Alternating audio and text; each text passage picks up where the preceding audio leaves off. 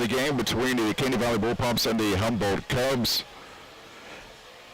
We'll see if we can. I think I have two things going at the same time. Isn't that great? Yeah, we are definitely ready to go. So a pregame for US 98 is going to start here in about 10 minutes or so. You still have time to get out here and enjoy an absolutely awesome football game. Don't let a little rain keep you away. But if you can't make it, Pup Nation on YouTube, that is exactly where it's at. We'll be back with you here in a few minutes, not only on Pup Nation on YouTube, but US 98.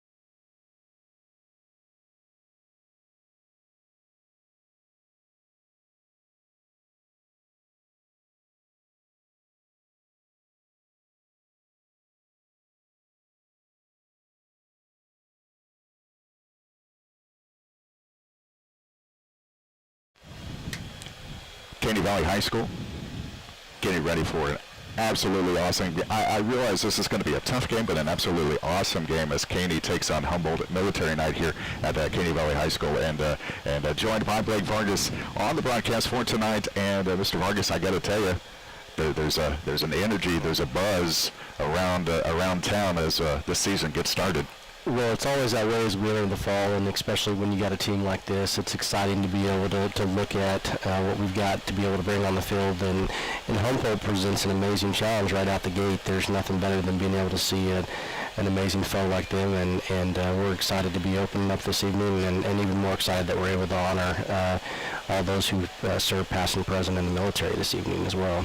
Oh, absolutely. It was a great presentation to get things started, and you couldn't ask for a better opening to a football game than with a military night and with the players and the American flags, tons of American flags.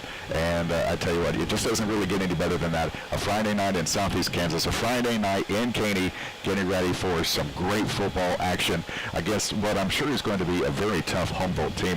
From what I understand, they are actually breaking in a new quarterback, so the time to play Humboldt, if you're an opposing team, is this week as they try to figure things out. Absolutely. We know what that's like, having a junior rush that's going to be going through, and it's one of those as well that we're excited to have some years on ours and some tenure underneath ours, but we know what that was like starting some youngsters as well, and with a very young team as well as we go through that. But we're excited for the challenge this evening and look forward to seeing what we put forward here in about another 12 minutes or so. Absolutely. I'm just looking up and down the roster.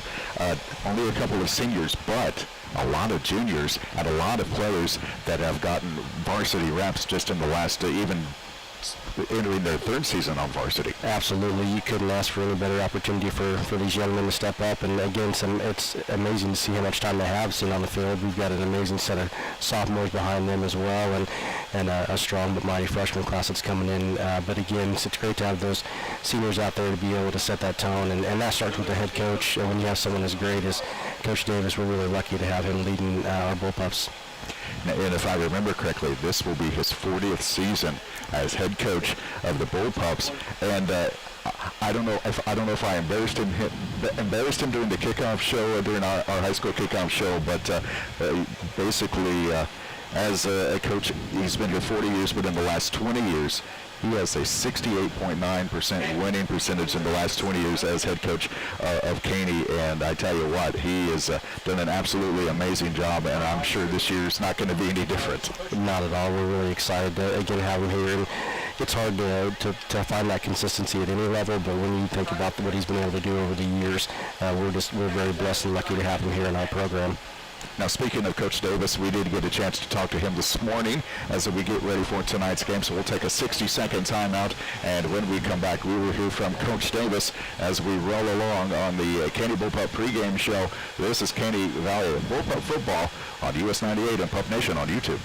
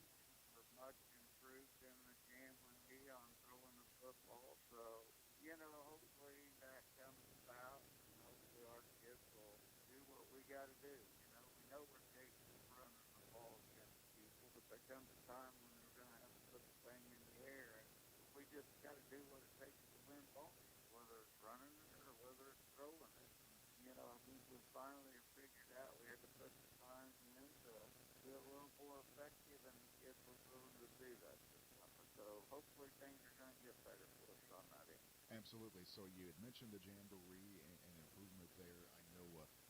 You know, since practice has begun, there's been a lot of improvements just because of the work ethic that is in the Caney program. So talk a little bit how things kind of started in practice and how they've progressed here in the last week or two.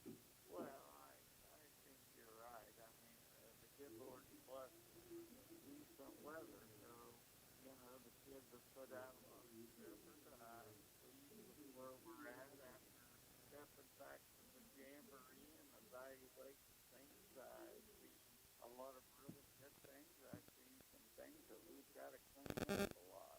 You know, that's the good thing about the jamboree is you get to see where you're at, what you need to work on. And, you know, my kids always say that I'm a perfectionist, and, you know, they're probably right, because I seem to do things the right way and, you know, be fundamentally sound, and that's what we hope to build off of.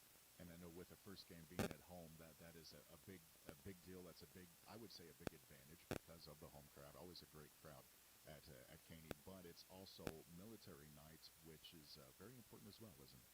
Well, yeah. If it wasn't the thought force, we wouldn't be playing on Friday night. You know, we've got to be thankful for what people have done for us, and you know, we'll come out in our camo jerseys this Friday and be ready to go. No doubt in my mind, everybody's going to be ready to go, and it's going to be another great game. Looking forward to broadcasting the game, and looking forward to talking to you again next week, Coach. Thank you so much for your time. Thank you, sir. Have a great day. The name at the top of the front page When says you it all. visit Caney Montgomery Family County Dental, Chronicle. your It's a weekly smile is snapshot of their top countywide news priority. reported for independents, Caney, Coffeyville, Cherryvale, and the small towns in between. The Montgomery County Chronicle, published since 1885, is 100% locally written. You'll never find canned editorials or columns in this newspaper, not a one. Pick up a copy from one of our news racks or subscribe today. The Montgomery County Chronicle, one of the Taylor newspapers serving southeast Kansas.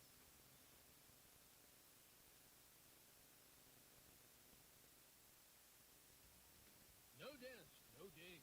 Quality Paint and Body and Independence makes it as good as new. Quality Paint and Body is your locally owned complete body shop. Whether you need windshield replacement, chip repair, a spray and bed liner, seat heaters, casket and leather repair, or any collision repair, Quality Paint and Body is never satisfied until you are satisfied. Proud supporter of the Caney Bullpups, it's Quality Paint and Body, 1920 West Main, Independence, 620-331-2639. Make it good as new. LaForge Insurance, now Acrisure, has been a proud supporter of the Caney Bullpups for over 30 years. Being a part of Acrisure allows them to represent a number of excellent companies. Your farm, home, auto, business, or life insurance needs can be taken care of at a very competitive price. Call Frank, Deanna, or Paige at 620-879-2311 or stop by 410 East Taylor in Caney for a visit about your insurance. Remember, Acrisure Insurance of Caney, a proud Bullpup supporter.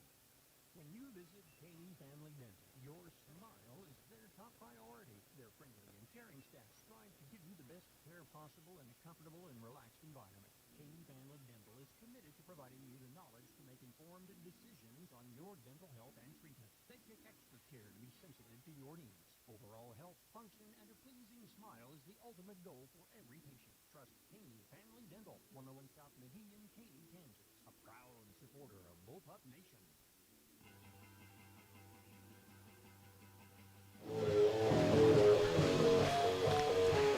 Less than 4.5 minutes to go until we get things started here at Caney High School. It is the Caney Valley Bullpups taking on the Humboldt Cubs. Christopher and Blake Vargas alongside with you here as we get things ready to go. Everything is looking good on the YouTube channel, so if you're not able to make it but you still want to watch, you can do that. Pup Nation on YouTube, but if you're out and about, not only can you listen on US 98, but you can listen through kggfradio.com. You can even download the US 98 app and take us with you wherever you go. Did you like the intro, Mr. Vargas? I absolutely love that. I think that's incredible. Anytime that we're able to connect with those that may not be able to join us in this beautiful stadium on an evening like this, it's wonderful, and it's great to be able to be here again on a Military Appreciation Night and pause and a moment for reflection. And I think it's wonderful that we're out here in the camo jerseys and honoring those that past and present have served and made sure that we're able to do things like this on a beautiful Friday evening here in Caney. Absolutely. Getting ready for the coin toss, and it's week one for everybody. Just keep that in mind, because I'm realizing I don't even know if I remember how to sit in a chair up here, for Pete's sake. So, well, I had to chuckle as we came up here. Yeah, I think we may need to replace at least the back on one of these, but we're glad to be here. It's another, again, like we mentioned, another wonderful evening. Looks like the rain's going to move out. The good Lord's going to bless us with a good evening of football, and hopefully we get away injury-free on both sides. But we're excited, again, just the opportunity to take on a team like Humboldt as you start out. It's going to be an amazing test, and man, you can't ask for a better field preparation from our grounds and maintenance crew and all those that made sure we were ready this evening, because it sure looks good. It sure looks good out there this evening. So Bullpups will receive. Humboldt did win the toss, but they deferred, so Humboldt will defer to the second half, and Caney will get the ball to start the game. And they look excited. Everybody looks ready to go, and we will be ready to go here in just a couple minutes. So I'm looking forward to that. Believe it or not, there's 4 games on our family of stations. Actually, technically, there's 5 games and only 4 stations. So I'm sorry, Royals fans. That was the odd team out tonight. Unfortunately, we've got the Chiefs and the Chargers. Now, should we give score updates throughout the game, or should we just let people go back and be surprised? I think it'd be okay. I know many people with today's day and age with their phone, they're going to be getting those updates. I saw a couple of our kiddos sporting a Chiefs jersey along with a Bullpups hat. So, again, we've got a lot of those out there that are going to be following that along as well. And so, yeah, I don't think there's any problem with that. And I'm going to be curious myself as well. Well, we will be checking in, but of course, the Chiefs and the Chargers from Brazil, of all places. And they don't need a new Arrowhead Stadium. They play in Germany, they play in Brazil. I mean, good grief, they just go everywhere else, right? But that game is on the mighty 690 KGGF. If you're looking for the Chiefs, if you're looking for Phil Kinley, they're taking on Circle, and that game is on Sunshine 98.9. And then where we used to be, Cherryville and the other shade, that's on Classic Hits 104.1, and you've got us, Caney and Humboldt, here on US 98. Tell you what, the band was in mid-season form. They sounded great. They did sound great, and of course, I'm a little biased for having not only a son and a daughter out there, but to be honest, music is near and dear to my heart. It's for those who may not know, it's actually something that I did at the University of Oklahoma as a trumpet player there, and so it's really neat to be able to hear how well they've come along. But you're right, they sounded great this evening, and looking forward to hearing them at halftime as well. No doubt. Did I ever tell you that I actually went to college on a tuba scholarship? How about that? Very nice. Yeah. So I was missing the low brass. Maybe I need to go and recruit. Hey, you are more than welcome, and I do know there's going to be one game this year where we're going to kind of have an alumni group come out, because so many of our kids are going to be competing and auditioning elsewhere, and so you're more than welcome to come in and help out. If I can get a tuba, I might do that. A little squib kick to start, taken at about the 33-yard line, and that is Wade Martin. Gets a good run back all the way to midfield, so about a gain of 16 on the kickoff. Absolutely. If it's going to go to that back, it's nothing bad when you send it to a running back like Raiden. Again, another one of those individuals that's been out there that's had experience as a young guy, but showed what he can do, making a couple cuts and getting us to start at midfield. You can't ask for any better than that. No doubt about it. So they start on Humboldt's 49-yard line. As we get things going, I got to remember if I can still do this. There we go. Full backfield hands it off to Traxa Garden, who juice to the left, now goes back to the right. 30, 20, 10, 5. First play of the game, a CVTD. That is a way to start, and I'm sorry on the camera work. I'm doing dual roles up here, so I will get better at that as the game goes on. But like anybody, I may not be in midseason form, but good night. I would call that midseason form with an opening run, and great job up front, and then Traxon doing what he does best when he catches the edge, and that's just leaving people in the dust. 49-yard touchdown run to start the first play from scrimmage. 6-0 18 seconds into the game. He went to the left. He started to the left as they go for two, and Garden gets the two-point conversion. So right now it's the Traxon Garden show with help, of course, from that amazing offensive line. Garden started off to the left, and there wasn't any room there, so he turned back to the right, reversed, and then found some room and turned on the Jets, and it turned to a 49-yard touchdown run. In 18 seconds, Caney not only has a touchdown, but a two-point conversion, and they have an 8-0 lead just barely underway. We're going to keep it here just because all of us in our family of stations are dealing with issues. So getting ready for, broadcasts and stuff like that. A big thank you goes out to our studio producer, Scott Maples, back at the station for basically being there for 3 high school broadcasts just in case anything goes wrong. So we'll keep it here for now. And a big thank you to our sponsors. We'll be hearing from them as we go throughout the night. But goodness gracious, I can't think of a better way to start a game than a touchdown run. No, and that's some great athleticism out there. Again, it's a good start up front and what you want to be able to do, but ultimately that's the goal. Get your back in a one-on-one situation, make a play, cut to the outside, and then he again shows what he does best, and that's great. Again, a young guy a couple of years ago, fast forward and you see him out here, and it's, I may have been some young learning as you're out there, but you can see what that experience is bringing now as one of our leaders. No doubt about it. It may be a little different, but last year, CCC scored a touchdown on their first play of the game, and you saw how that ended in a conference championship. So, if you can score on your first drive, why not? If you can score on the first play, even better. Even better, absolutely. And I about broke my chair.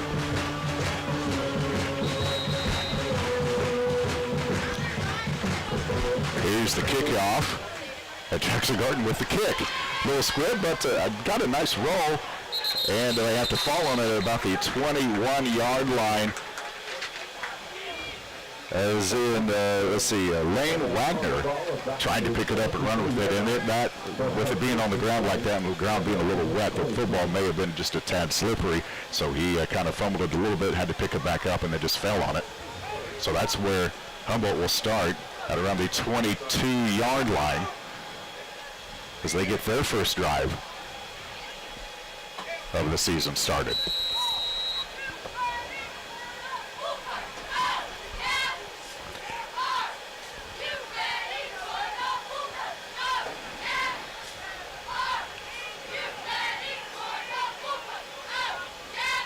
Looks like they have one running back, 2 receivers, one in motion. There was 3 receivers actually. And a run up the middle. Looks like Ben Spillman there, 87, coming in. Again, one of our youngsters coming in as I think a sophomore. So it's, again, a lot of young players out there, but guys who are ready to step up, and he's one that definitely has the size and athleticism to make a difference up there. No doubt about it. A gain of it looks like 2, so they're saying 1 on the scoreboard, so a 2nd and 9 with the ball on the 24-yard line. 8-0 Caney after a 49-yard touchdown run by Traxon Garden on their first play from scrimmage. Hand off to the right side. He tries to go back to the left, gets up to the 30-yard line. That is Gavin Kinderman, the junior. Yeah, it's a good job of McVeigh staying home, being able to sit their edge and be able to come up and make a good open field tackle. It's what you like to see. Again, in those one-on-one situations, you want to be able to win and be able to get an opportunity here on 3rd down to get a stop. Absolutely. 3rd and 3 with the ball on the 31-yard line. So 3rd and kind of short. We'll see what Humboldt looks to do as they get the play from the sideline. 3 receivers to the near side. Humboldt going right to left on your screen. And a run to the right. Gets to about the 30-yard line and it is driven back. We'll see if that's enough for the first down there. It'll be important where that spot is and see if that's going to be enough for the first down. He was right at the no, I'm sorry. He was actually at the line of scrimmage when he got driven back. See, I told you it's the first week for me too. Here you go. Absolutely, and that's a new name that we're going to be calling a lot. That's Jace Buckley coming in, that number 2 along with Traxon helping out. And so again, coming downhill, it's exactly what you want as a linebacker to be able to see that. make the play and be able to go through. So good job, D-line engaging, opening up that hole, and then 22 did a great job filling and doing his job. So 3rd turns into 4th and 3, and they're looking like they're going to go for it here on 4th and 3. Looking at a pitch, that's a nice pitch, but into 2 bull pumps, and it is a turnover on downs. Well, I say that. They did. They gave him the first down. I thought it was a little short just from first initial glance. Well, we got an official timeout here. We're moving forward anyway, and now we've already moved the chains, so that's going to be, that's always controversial. Sure. So while they discuss this, why don't we go ahead and pause 10 seconds for station identification here with Bull Pump Football.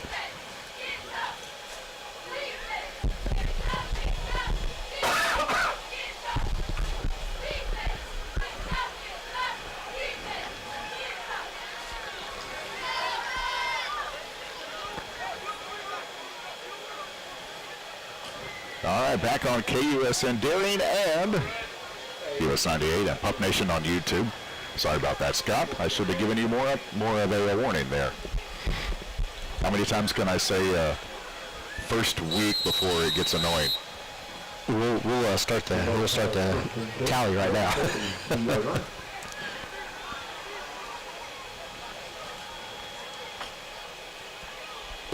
And now they went ahead and gave a first down, so it is 1st and 10 from the 33-yard line. Coming up on 9 minutes to go in the first quarter.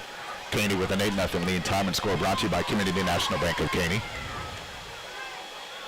Quarterback takes it, gets past the 40 to about the 42-yard line. Nice play, nice run on first down. Makes it 2nd and short. 9-yard gain on the play. It's going to make it 9 on first down, so it'll be 2nd and 1.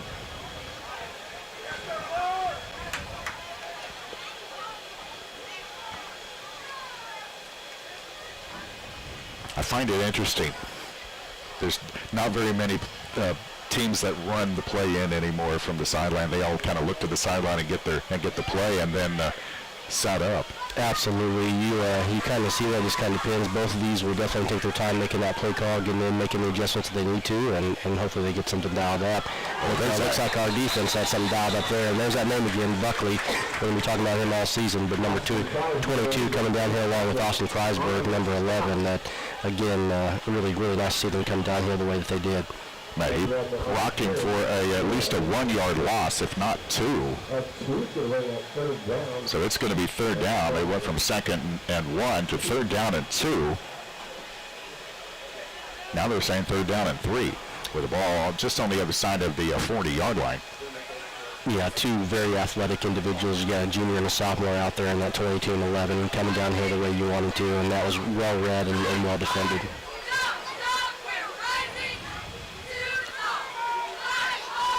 Up the middle. Looks to be just shy of the first down marker, but I know better than to say anything now. I've already been proven wrong once, and now I've been proven wrong twice. They're calling for the first down, so 1st and 10 from the 43-yard line. You would think after the first one, I would know to shut my mouth. That's right. Like, again, early in the season, again, you never know the vantage point from up here, but again, some close, tough yards as we go through, and both teams kind of filling each other out as we go through this, and again, it'll be interesting to see as this game goes on. Like we talked about, we know it's going to be a tough challenge. We're excited to have a team like Humboldt here, and one that, again, will hopefully make some adjustments and see what we can do. But as you said, they're definitely not in a hurry when it comes into to getting that play here. No, that's for sure. The last 2 plays or 3 plays, they've let the play clock get down to like 2 seconds before they snapped. And at 12 seconds here, they might do that a little earlier. Trying to end around. Brought down at the 40-yard line, so a loss of about 4 on the play. Yeah, that was well read by Austin Freisberg coming down and doing his job right there. And again, you like that when you can see your linebackers flow the way they're doing. That tells you a couple things. 1, your defensive line are doing a good job engaging. And 2, you've got the freedom of your linebackers to make good reads just like that. And that's what you want when they're coming downhill, being able to get out there and set the edge. And that's, again, an amazing sophomore, guy who had a lot of experience as a freshman, but just a sophomore. So, again, the future is bright bright when you look for the next couple of years with a young man like that. No doubt, no doubt. How did we get so lucky? Mr. Littleford. Well, that's the magic of the text message right there. I told him. There's the snap and tried to get back to the 40-yard line. Didn't even do that. Just a whole pack of pups doing their job up front. And so you like to see that led by number 42. And again, Raiden Martin, the guy who took the opening kickoff, did a good job coming in there and plugging up that hole. So we're looking at third down at 12. That was a dog pile. Yes, it was. In this case, I think we're going to change that, though. We need to change that to a pup pile. A pup pile, I agree with you. Yes, absolutely. So no more dog piles. It's pup piles from here on out for Caney broadcasts. 3rd and 12. You'll get used to it, folks, I promise. 3rd and 12. Ball on the 41-yard line. Back to pass. And almost picked off, but somehow fell incomplete because there was 3 defenders and 2 receivers in that area, and somehow it found the ground after it was tipped by a Caney defender. Yeah, again, that's that name, Jace Buckley. Get used to that. Number 22 doing a great job out there in the flats, doing his job, and really that's what you like to see. And what's indicative of a Davis defense and a bullpup in general. Again, you got to stay disciplined and then doing a good job in the coverage. That's great. And then here on the 4th and 12, we'll see what they line up into. Again, probably a safe prevent defense, but hopefully we can get the ball back. Here we go. Yep, 4th and 12. Might be looking to, there's a whistle and a false start on the offense, so it goes from 4th and 12 to 4th and 17. 5:13 to go, opening quarter. Caney with an 8-0 lead after that Traxon Gardner 49-yard touchdown run. First play from scrimmage. Time to score brought to you by Community National Bank of Caney. We appreciate you joining us on US 98 and Pup Nation on YouTube. We've been working on things. Absolutely, and I think I see another interesting number out there, another outstanding sophomore, Connor Pauley back there, that's going to be receiving this punt. And I tell you what, as someone that coached him when he was younger, I promise you this guy can fly. So hopefully we can get a ball in his hand and see what he can do out here in the open field. That's the thing about this Caney team. They've been playing together since what, 3rd grade? A long time, absolutely. So they know how to work together. They've been doing it for years already. There's a punt. Not a bad punt, all things considered. Caught at about the 38-yard line. Not sure, he must have called for a fair catch there. He did. That was really well. And that was actually a good job by the punter. I promise you they've done their homework on him, even though he's just a sophomore. They've seen him, like you said, since a young age, and that is a true speedster out there that can hit the edge and hurt you in a hurry. And so, again, he did a great job. On a rainy night like this, you're just hoping just field it cleanly, make sure you can get the ball in your offense's hand, and then hopefully you're hoping to replicate off that first drive. No doubt about it. Yeah, it was good hang time on the punt, that's for sure. So Caney will take over on their second drive at about the 38-yard line. Full backfield. They're going to pitch it, and this time they pitch it to Jace Buckley. Dodges a couple tackles, bounces off a couple of players, gets past the, they're going to mark him down at about the 50-yard line. About midfield, but we're going to see a little laundry on the field. Looks like we had a hold back there, and so looks like we're going to have to back it up a little bit here on first down, and but again, they're physical, so I'll blame the ref for letting the flag. He was right there in front of it. So it goes from 1st and 10 to 1st and 20. 5 minutes to go, opening quarter. Caney leads 8-0.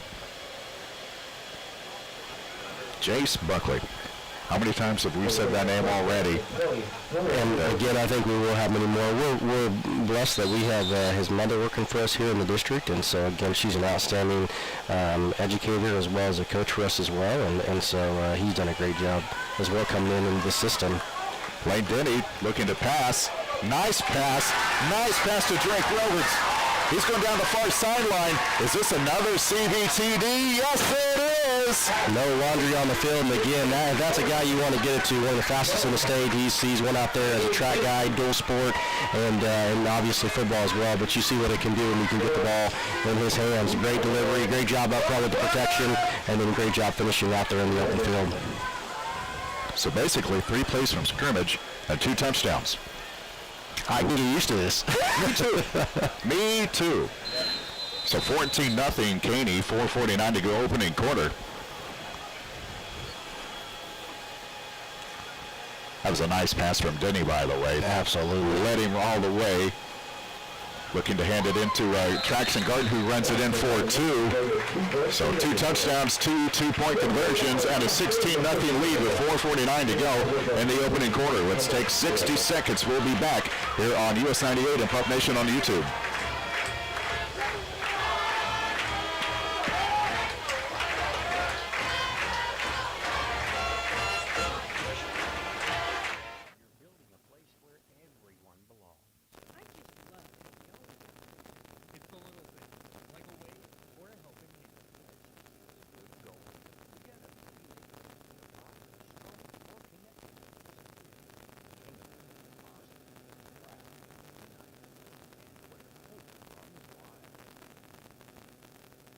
If you're in need of a hot and tasty meal or a cool drink, visit Sonic and Caney and take a break. Burgers, hot dogs, chicken sandwiches, they've got them all, along with your favorite sides and drinks. Every month there's something new at Sonic, a sandwich, a side, or something new for dessert. Stop by soon for a refreshing shake, slush, or ice cream treat. Tuesday nights are family night with cheeseburgers half price. We're Sonic and Caney, looking forward to serving you too.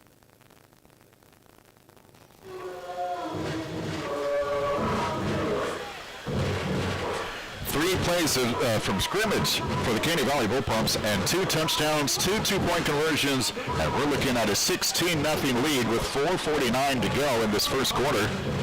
Chris Runberg is with you here from Caney Valley High School, from this beautiful stadium. And you couldn't ask for a better night for football than you got it right here. So here we go, getting ready to line up. Little Queen on the speakers, and here we go. There's the kick. Angle it toward the sideline. That's going to bounce out of bounds. That goes out of bounds. Exactly. So Humboldt will get good field position to start. Yeah, they did some good things on that opening drive. You saw them kind of do a little bit. Again, you got to stay disciplined, a little misdirection, little read off of that. And so, again, but really what was apparent is our boys kind of settled in. And, again, that's the toughest thing to do on defense is just making sure you're doing your job. And really they did that in that last series, and we showed that up there at the end. And hopefully they can continue that as they set up. But, again, good field position for Humboldt. They start up there on the 35, and we'll see what they've got for the second set of series. One of the things that has impressed me so far with this Caney team, there doesn't seem to be any nerves on either offense or defense. Yeah, and I don't know if that comes from youth or what, but again, these kids are excited. They've been out there, but really it's the experience with that youth. So, yeah, they are young, but again, they've been there, and that's something that, yes, there's always growing pains when you're younger, but getting that experience as freshmen, sophomores, and seeing such a heavy sophomore, junior class now the following year, it's really showing up out there on the field. A run to the right side toward the far sideline gets Humboldt nowhere on this first down. So it's 2nd and 10 on the 35. 4:20 to go first quarter. Time of score brought to you by Community National Bank of Caney. Appreciate you joining us.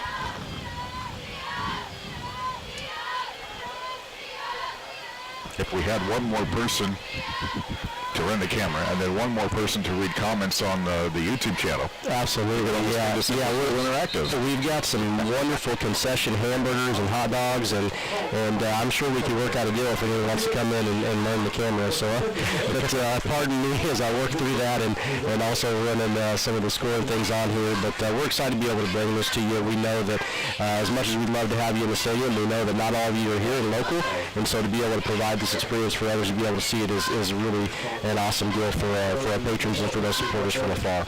Absolutely. A timeout taken by Humboldt, so let's take a 30-second timeout. And thanks to some of our sponsors. Back in 30 seconds on Pup Nation on YouTube and US 98.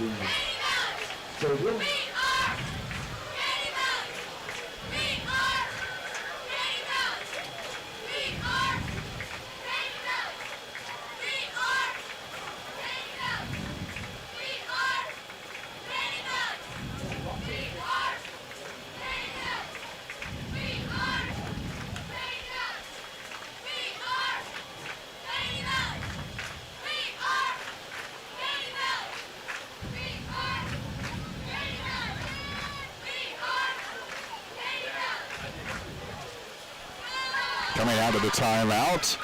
4 minutes to go on the clock. 2nd and 10. The ball on the 35. Humboldt with the ball. And their second possession of the game. Everybody's getting settled in, getting into the play. Quarterback is in shotgun, looking to hand it. He keeps it himself. It's the option play, runs up the middle, and runs into a putt pile. We've got it. We need to trademark that before someone else takes that. I really think so. I believe you're right. A gain of 4. Tackled by Austin Kreisberg. 4 yards gain on the play. So it'll be 3rd down and 6. Humboldt. Looking over to the sideline for the play.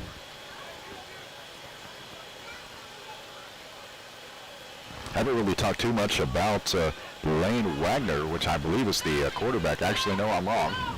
He's a receiver. He went out to the far side. There's 4 receivers now. Another receiver joining.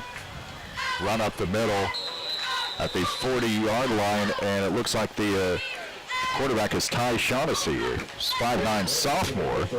Yep, and he ran right the middle and ran into one of our outstanding juniors, and Jace Rim, and just reached out there with his big old putt paw and said, no thank you, and brought him right down. So again, another crucial 4th down, but again, that's what we train for. That's what we're working towards in this short yard situation. Hopefully we can work towards another turnover. Did you say putt paw? Yeah, that's it. We shot right out there and just got it. Yeah, we're going to go with it. We better hire somebody for all of these punts. Oh, absolutely. I'm telling you, yes. 4th and 4, ball on the 41, looking to punt. Not a bad punt. And it's actually downed. That looked kind of scary because it looked like it might have bounced or glanced off of one of Caney's players, but it was down at the 31-yard line. And I believe that was Owen Sicka, who downed that for Humboldt. Yeah, and that was about as close as you can get. Again, that was our speedster Drake out there, but again, that was the one that bounced up, and we got a little fortunate there. And that, you learn that from a young age. You're yelling, Peter, get away there when that's when you have that punt that kind of falls in. And again, first game of the year to be expected as you kind of make that transition. Did you see Anthony Raines run up to the line, get ready to snap the ball to send it from the Bullpups? He was ready to go. He was ready. There's a pitch to the left, past the 35, up ahead to about the 37-yard line. Jason Buckley with the carry.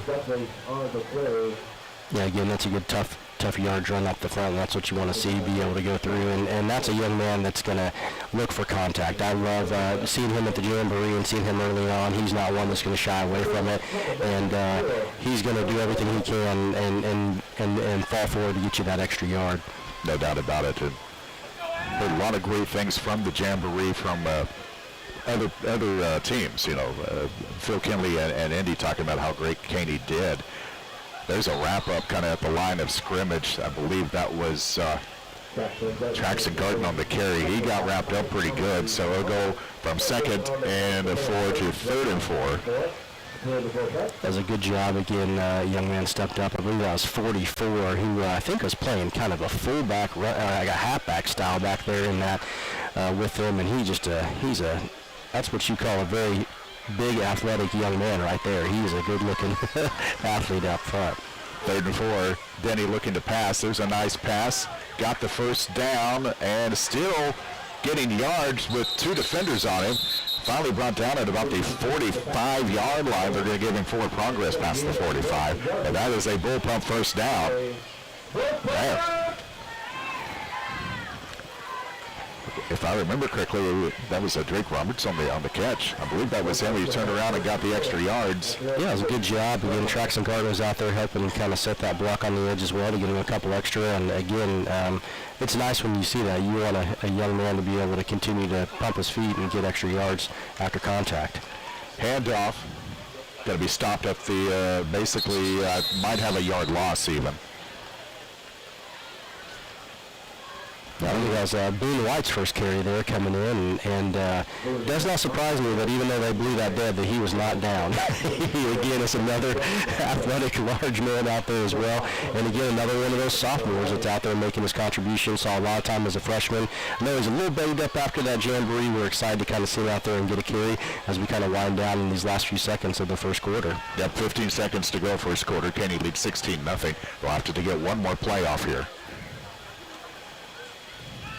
Looking to pass, throwing deep down the field. The Traxon Garden just a little bit out of his reach. Nice pass from Denny. Yeah, I tell you, you like to see that. I love that they're opening up and giving out an opportunity there.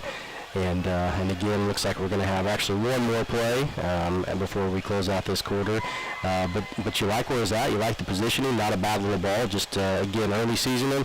You can see maybe wasn't quite just off a stride, but I have a feeling you're going to see that connection more and more throughout the season. No doubt about it. If you're week 6, week 7, that's probably going to be a completion. Absolutely. 3.5 seconds to go in this first quarter. 3rd and 11. Caney leads 16-0. Denny once again from the shotgun with White behind him. Now he's rolling to his right. Looks like he's going to run with it. 50. Breaks loose. 45. Tackled at about the 41, maybe the 40-yard line. That's going to be enough for a Caney first down. And that's going to be enough to end this first quarter. So let's go ahead with Caney leading 16-0 at the end of, oh boy, there's a flag. Absolutely, I think same situation there. We had someone right in front of it, did not see that at first, but yeah, after discussion, looks like we're going to have something, and we're moving back this way. So, yeah, unfortunately, that was a nice little run by Mr. Denny, too, to find some open space and show off his athleticism. Yeah, not the way you want to end the first quarter with a holding penalty, and I believe that is going to go ahead and end the first quarter. We're going to check and make sure before we go to break. So it is the end of the first quarter. Caney leads 16-0. Let's go ahead and take 90 seconds. Let's go be back in 90 seconds. Caney leads 16-0. Back in 90 on Pup Nation on YouTube and US 98.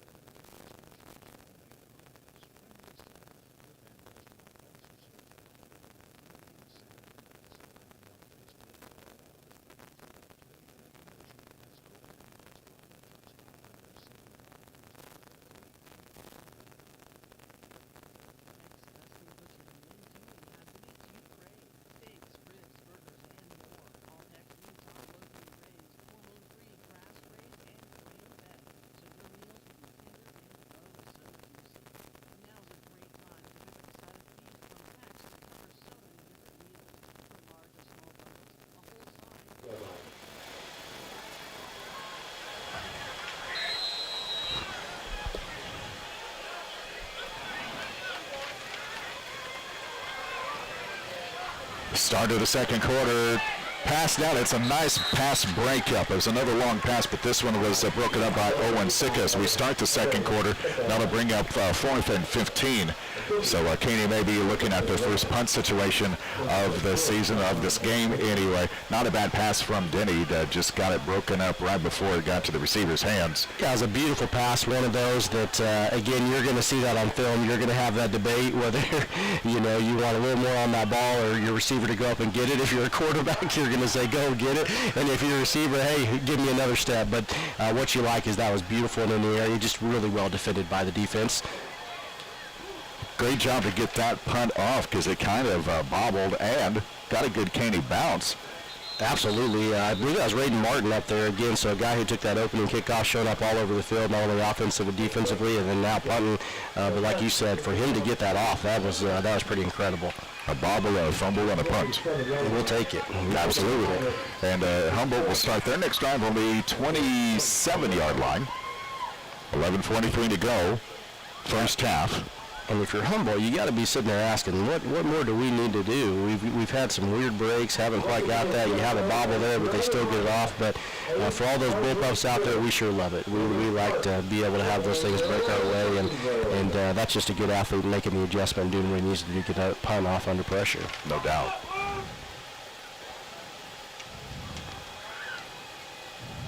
Shaughnessy takes the snap, runs straight forward, runs into two, maybe three Caney defenders. He maybe got a yard. The double-digit duo of 11 and 22, again, Fryland filling it. I think you're going to see a lot of that where they're racing to make that tackle, and you love being able to see both of your linebackers come in, close a hole, and deliver a hit like that. They're way too young to remember the song, Anything You Can Do, I Can Do Better, but it almost was like that. Yeah, and I'll tell you, it's great to be able to see that. You got a junior and a sophomore up there leading the way right in the middle in that core. Very athletic young individuals and great young men. Going to be an end around to the right side, and it went nowhere. There he is again, number 22, Jace Buckley. And again, what you really like is that end setting the edge out there as well and doing their job, stretching that out. And again, we kind of mentioned that earlier. That's what that's about defensively. Do your job, set that edge, open up that hole, and then let your linebacker flow and do his job. Knocked him back to the 26-yard line, so it's 3rd and 11 as the clock continues to wind on the second quarter. Caney leads 16-0. Time is score brought to you by Community National Bank of Caney. We've got a lot of great sponsors who help us bring you this broadcast, and Caney Businesses definitely gets behind their hometown football team. Here's the snap. Passing over to the left side. And it's an incomplete pass. It was on the ground. The ref made sure to say it was on the ground. Absolutely. That was well defended by Drake. Again, I think he was looking to take that the other way, and that was one that, again, you like the way that was. But on this 4th down and long situation, again, already being down 16-0, I'll be kind of curious to see what they dial up here. But again, as I mentioned earlier, you got a speedster in Carter Pollard back there, hoping to get his opportunity as a sophomore to show what he can do. So a punting situation, 4th and 11, the ball on the 26-yard line.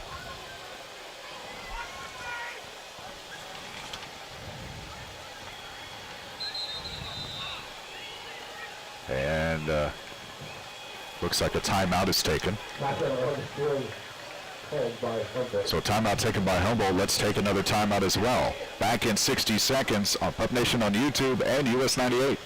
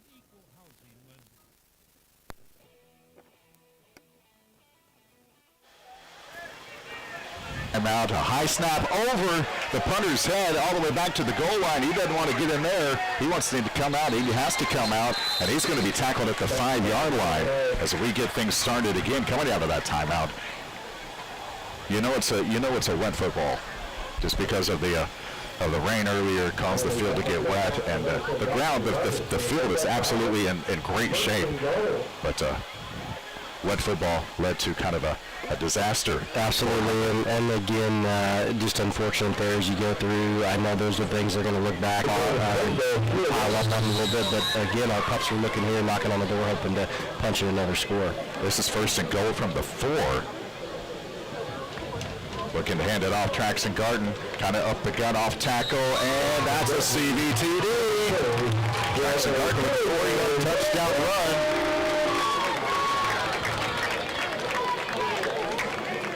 Traxon Garden with his second touchdown of the half. 22-0. Caney with the lead so far.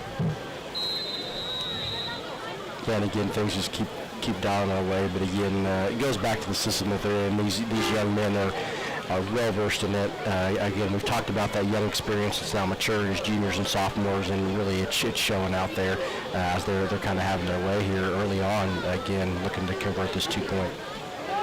There's a pitch and a 2-point conversion. Jace Buckley, imagine that. Jace Buckley with the 2-point conversion, and there we go.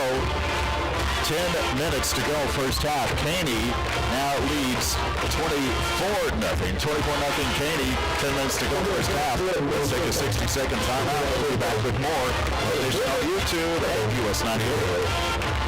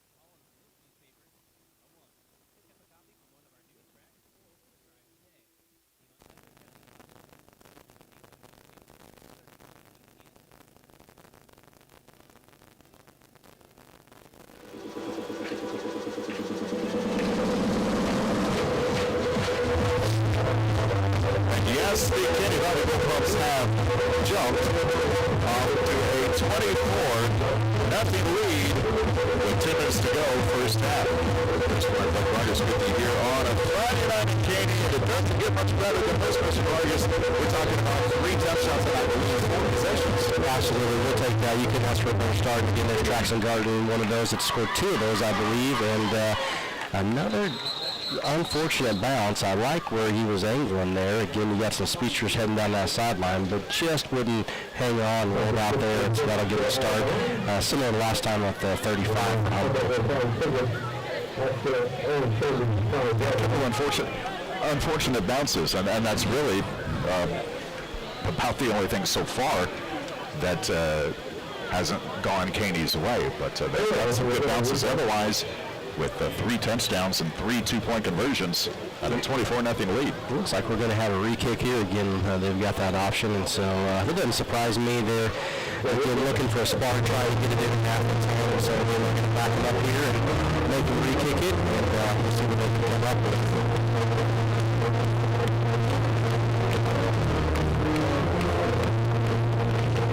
So here we go, going to re-kick. And there it is. There's a nice angle in toward the sideline and out of bounds again.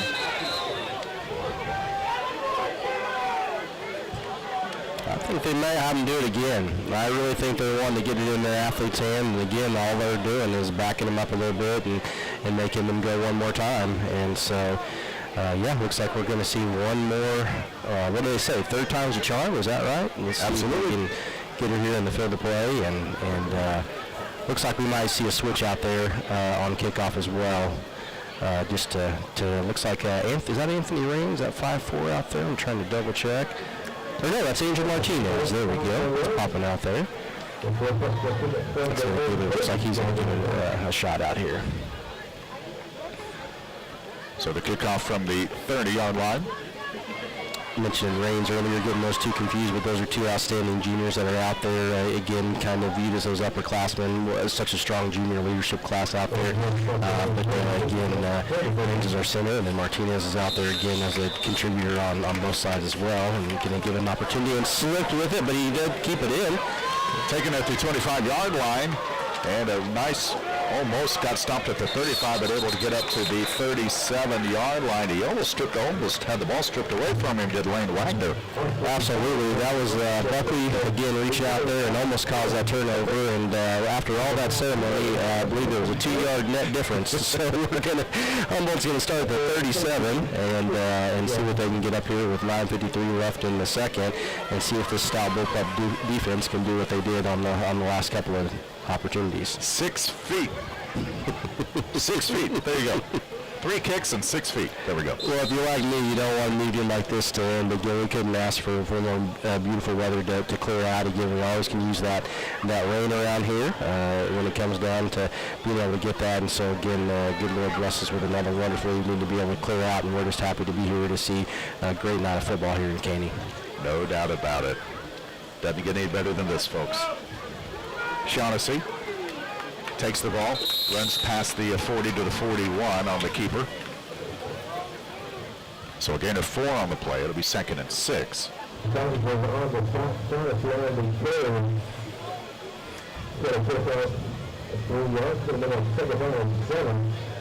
going to call it 2nd down and 7.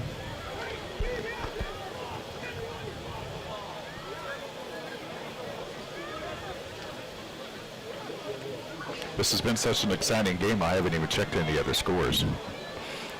Well, I'm okay with that. Again, that's one that, again, you hope, you plan, you prep, you have a jamboree where you have an opportunity to kind of hit other individuals other than your own for the first time.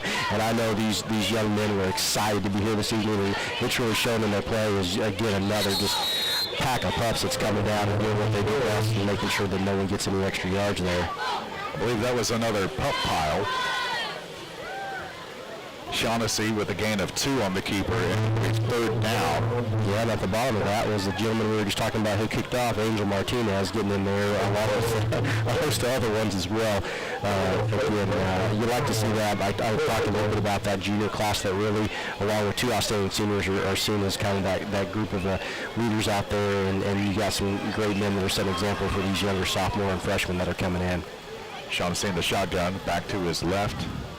Looking to hand it now. He fakes and throws, and it is caught. Yeah, and that was great pressure again. Traxon Garden just doing his job, staying home, don't bite on the fake, doing a great job forcing a very quick throw. And I don't know if they called that complete or not, but it wasn't for much of a gain. So we're looking at a 4th down and 5 here. And again, we're just looking for anything to try to get a little bit of help and convert. And again, the Pups are doing their best to make sure that does not happen. I'm guessing they called it a complete pass because the clock continues to run.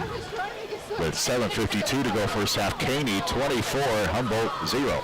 And I'm not going to say I'm completely shocked because I know Caney has been working hard, but I was expecting a little bit of a different score as we work through the second quarter here. Absolutely, and a team like this that's as talented as they are, you know that they have the ability to do exactly right there. Take an opportunity, get a little offset that's weird. They come out in the formation we haven't seen yet with 4 wide, and then we'll offset balance and run backside there, and then athlete doing his job. So again, they're looking for any spark. I know that was big for Humboldt, and we'll adjust that now that we've seen that, and then be able to be ready for that the next time that comes up.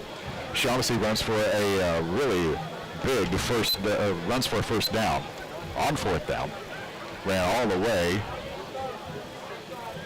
to, I believe, about the 32-yard line. So 1st down, Humboldt. Yeah, we knew they had the athleticism out there. Again, this is kind of a young team as well coming in and working through some things, and so we expected that challenge, and it's no doubt. Again, here they're going to line up in that same formation out here with kind of that 4 wide look, and put one in motion and see what they come up with here. Looks like a little option off of that, and Martinez there to meet him in the hole, along with looks like Austin Freisberg again. So Shaughnessy on the keeper.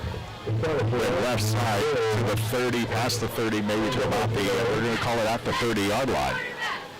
So it'll be 2nd and 7 from the 30. Clock's moving still, 7 minutes to go first half.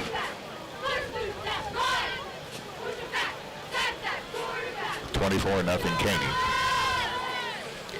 Yeah, and again, football is about those matchups, and that's what Humboldt's really trying to do. They're looking for anything that's out there that's a little different than what they've seen. So you saw a couple of different formations, and again, one that they're kind of going through. A lot of motion, a lot of, again, reliability to be able to stay home, but that's just a great job, again, staying there. And there he is, Martinez, again, number 54, just disruptive, athletic young man going in there and getting a multi-sport athlete for us as well. But you can tell he definitely takes a liking to this football as you see him out there. No doubt. It was a handoff to Wagner. Wagner was brought down behind the line of scrimmage. I believe a loss of 3 on the play. So it's going to be 3rd and 10 with the ball on the 33-yard line.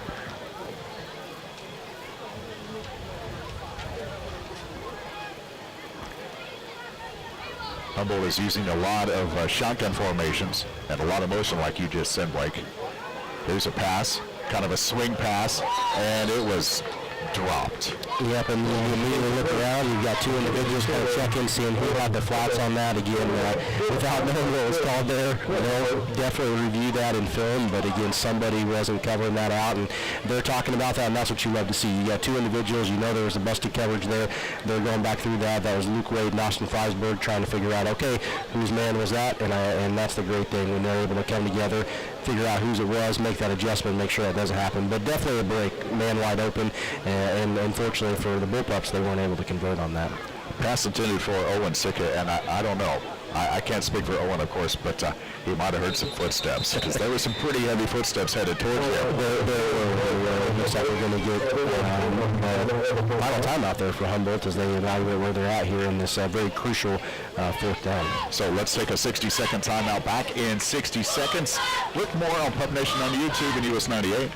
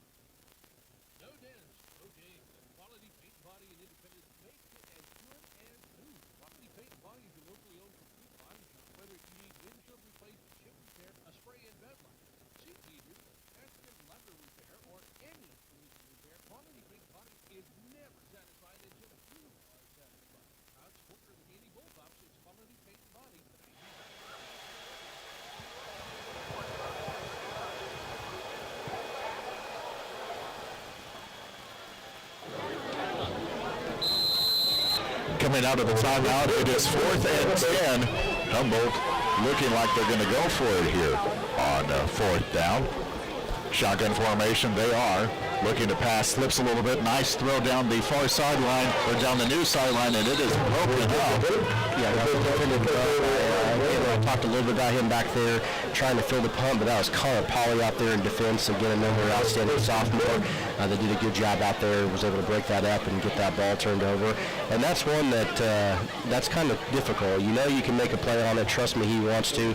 But again, when you can be able to start and have a turnover on downs like we have right there to set us up, that's always a good thing. No doubt, no doubt. So a turnover on downs gives the ball to Caney on the 33-yard line, moving right to left now on your dial. There's a pitch.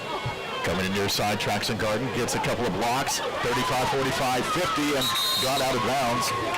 Taken out of bounds at about the 47-yard line. I believe there's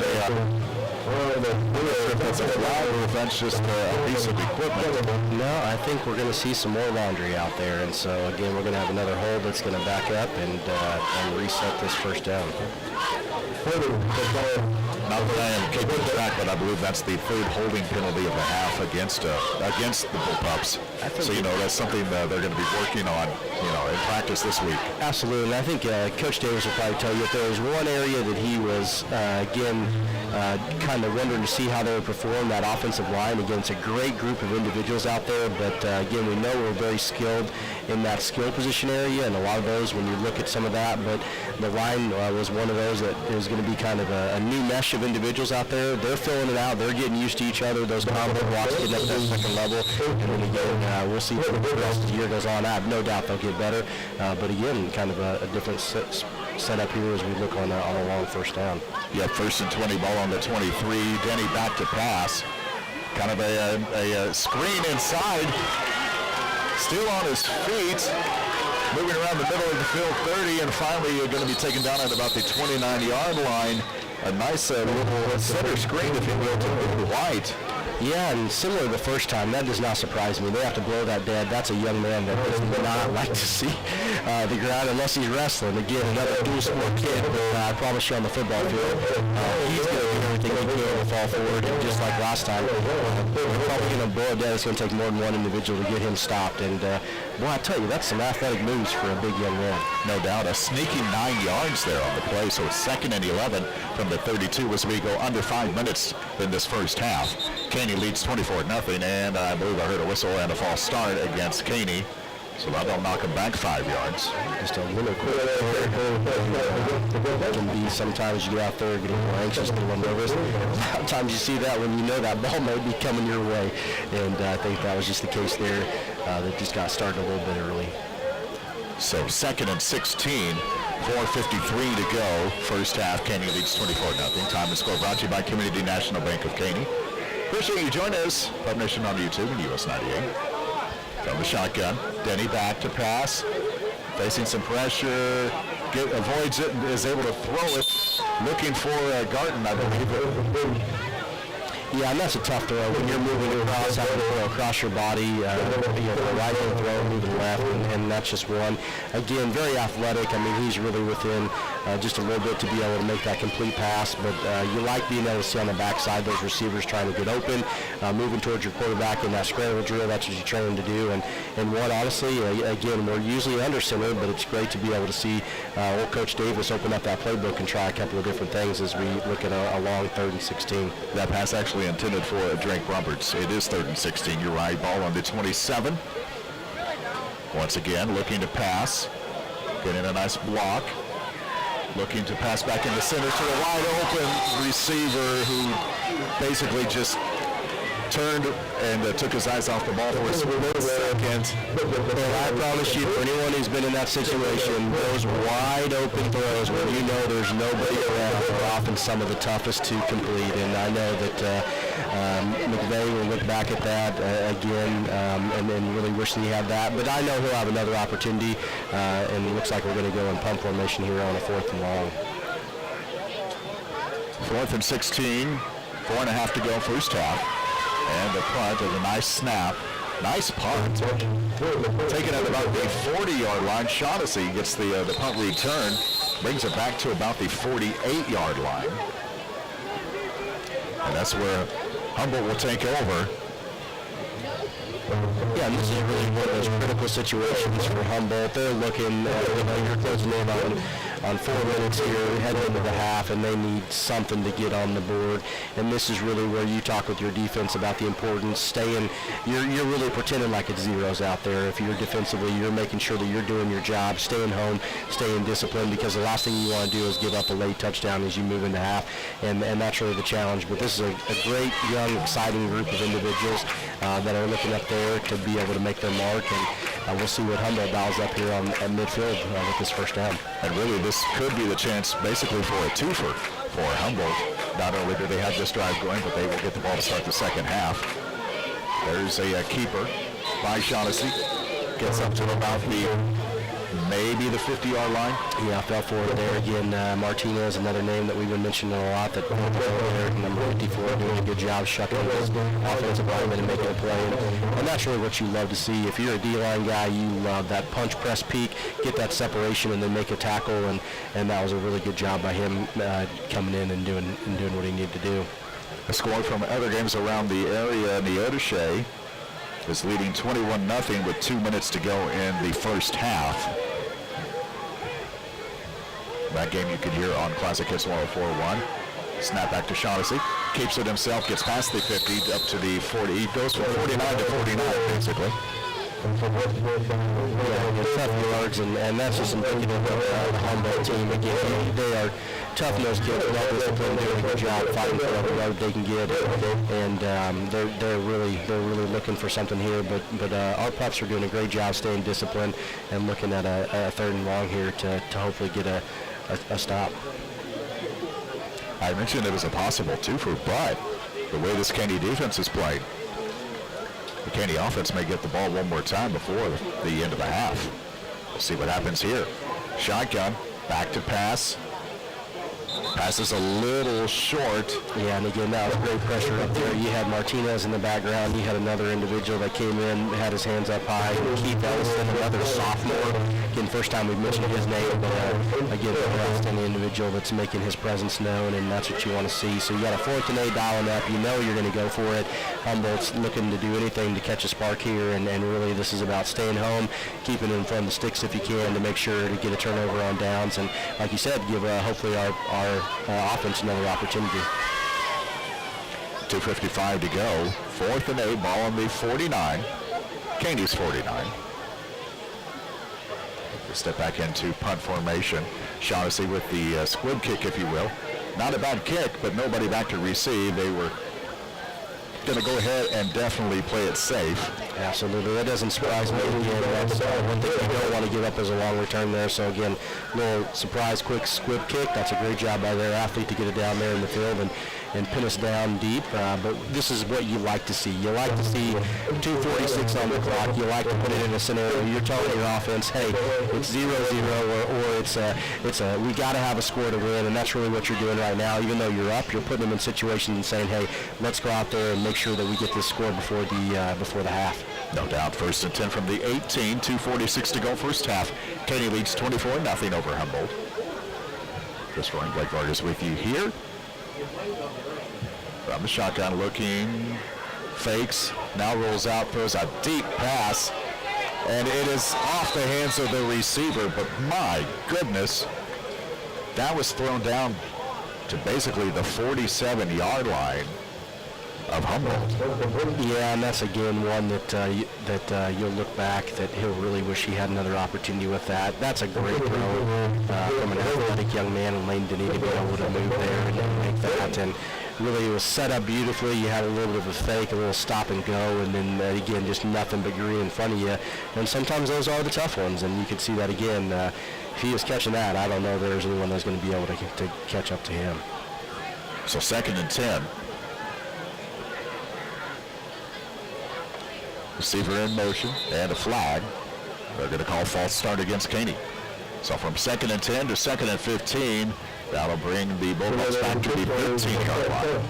Yeah, and you don't really like to see that again. One of the things you want to make sure is that you are staying disciplined. I'm not sure where that was, if you had somebody twitch a little bit on the line or if you had a motion man that was making movement towards the line of scrimmage as that ball was being snapped. Again, that's something that they'll review. Again, that's one of the great things. I love the sport of football. I had an opportunity to coach it when I was younger in my career as well, and really it's so nice to be able to see the growth and really analyze what you're doing and make those adjustments.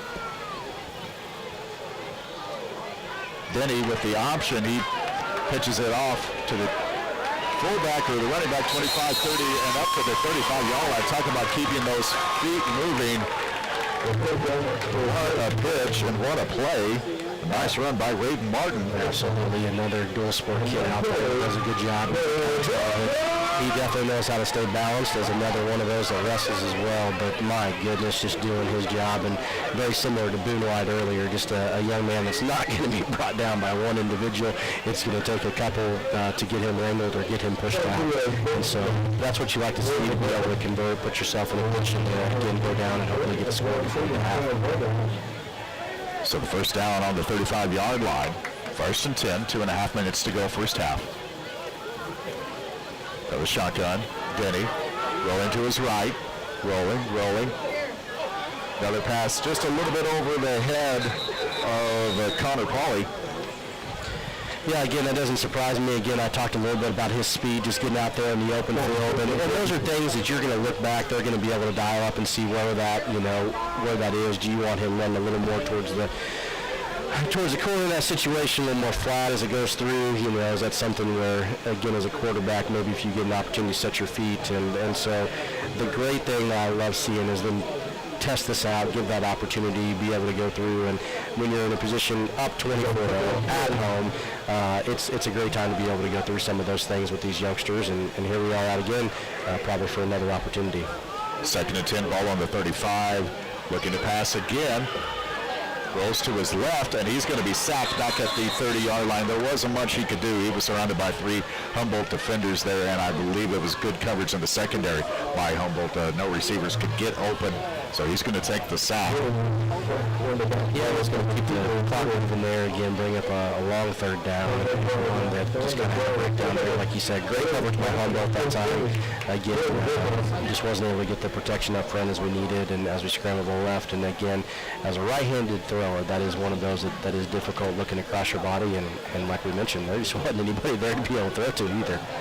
And it's one of those things, sometimes you have to remember that there's only one number 15 in the world, and he's playing down in Brazil tonight. Yeah, do we have a score update for that? I know actually we got a timeout here coming on the field as they go through. Looks like Caney took their first one as we have a 30-15. Well, let's take a timeout ourselves. Maybe I can find a score. Back in 60 seconds. We'll finish out the first half in 60 seconds on Pub Nation on YouTube and US 98.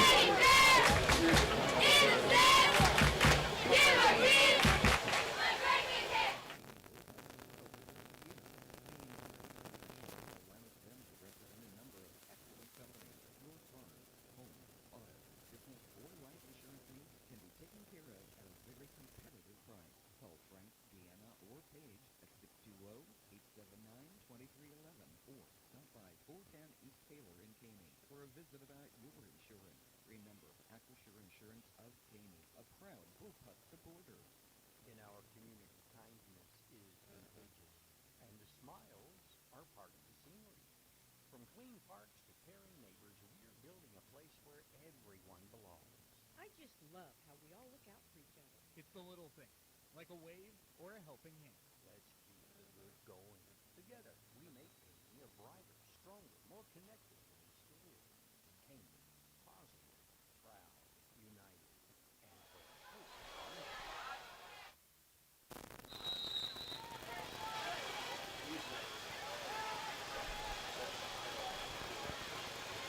Jimmy timeout, incomplete, committed 4th down and 15. And a pass on 3rd and 15 is incomplete, leading to a 4th and 15 with 90 seconds to go in this first half. So it looks like another hunting situation.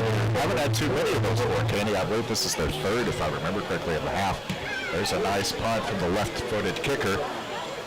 And it's going to take a huge Caney bounce. Landed about the 35-yard line and then bounced its way to the 20. So Humboldt will have 80 yards to go in 79 seconds. That was a nice punt. That was, again, that's what you want to be able to see. Again, Raiden Martin doing a great job out there. Again, an all-purpose kid. Like many of our kids on both sides of the ball, both Humboldt and Caney, we're going to see him run about every way, offense, defense, on special teams, and again, making his presence known. But that's what you want to do. You want to flip the field. You want to give your defense an opportunity here. And I'll be interested to see what Humboldt does tucked in deep. But again, when you're down 24-0, I anticipate they're going to be looking for anything. And so the Bullpups will be alert for that and making sure nothing gets over the top as they look to settle this last 119 and go in with a lead.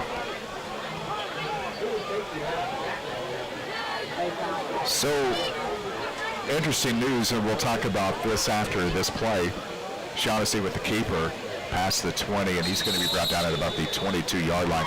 Plug your ears if you don't want to hear a Chiefs score, but if you do, interesting things coming out of Brazil. The Chargers, not Cherryville, but the Chargers of, I almost said San Diego.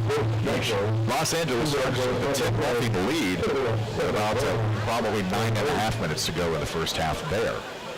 Yeah, that was a surprise. We looked on there. I think you were mentioning number 10 out there on the field, and we didn't know it was going to be 10-0 Chargers. We checked in on that score.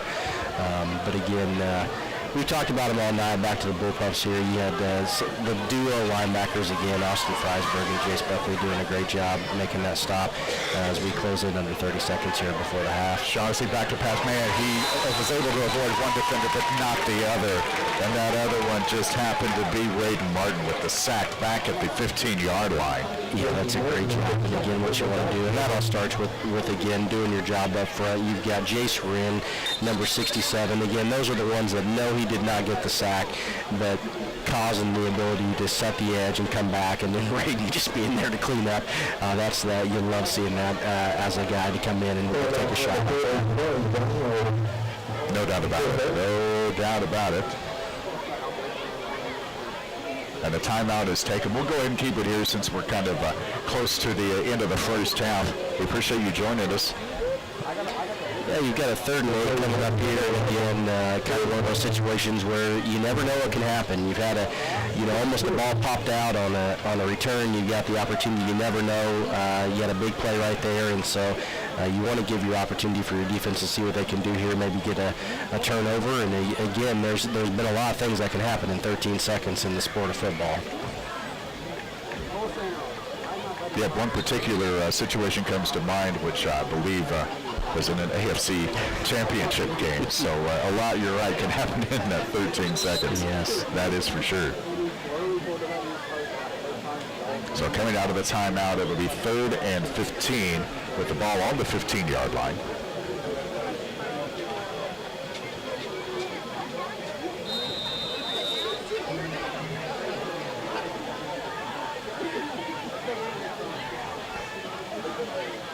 Shaughnessy from the shotgun, looking to the left, running to the left and getting stopped. I might even say he might even lost another yard. Yeah, and it doesn't surprise me with one timeout left. Again, people may wonder, hey, you're up 24-0, you got this situation, but the reality is that's respect for Humboldt. You know that they've got a great team. You know that at any moment that they've got the athletes to be able to break on you. And so, again, you've got an opportunity here on a 4th and long, again, to see if we can be disruptive, maybe get a block, maybe get a return, and that's really what this is all about. Again, situational football, putting yourself in the ability to score, and with even though it is 8 seconds, again, we've seen a lot of things that can happen, and looking forward to see what the Pups got dialed up, whether they're looking for that block or return. Looks like we got a couple going back, and Connor Polley and Jace Buckley, and so we'll see kind of where that ends up. Well, Bull Riders get paid a lot for 8 seconds. Absolutely, and we've got one of our own on our staff. I got to give him a credit, and he's out there on the sideline as well, but Mr. Nick Dupuis is one of those that knows all about that, and he's pacing here on the 45, making sure that we've got things ready to go before half. But again, another outstanding educator and a coach here in Caney, and we're proud that he's here with us helping out our young men.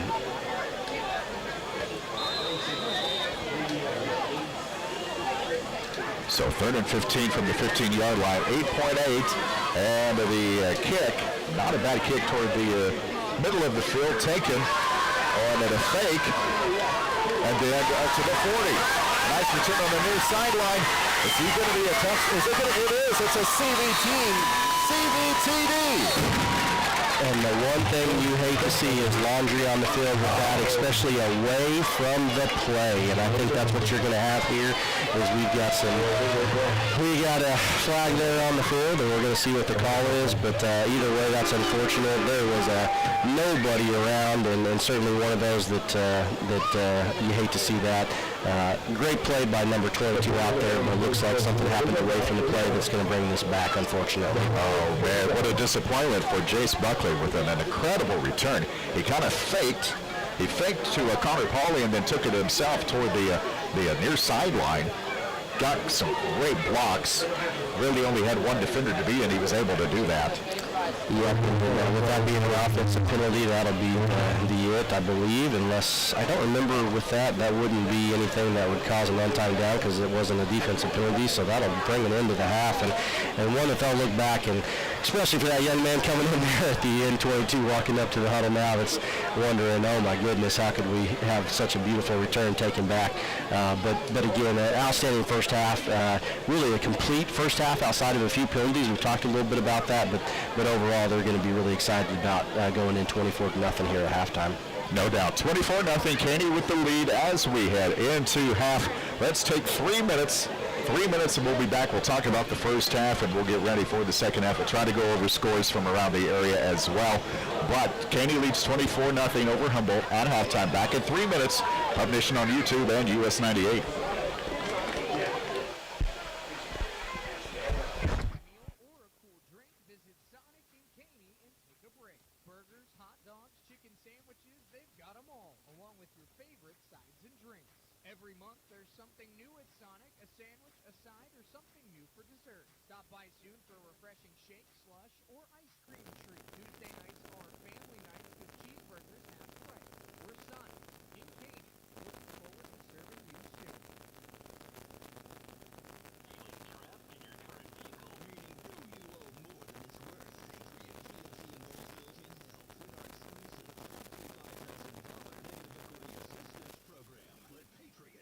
Side up today. Patriot GMC will mark down new Sierra trucks as low as $27,500 or discounts as much as $16,000 with several in stock. Get right side up at Patriot GMC in Bartlesville. Sierra stock number 24385. MSRP 90480.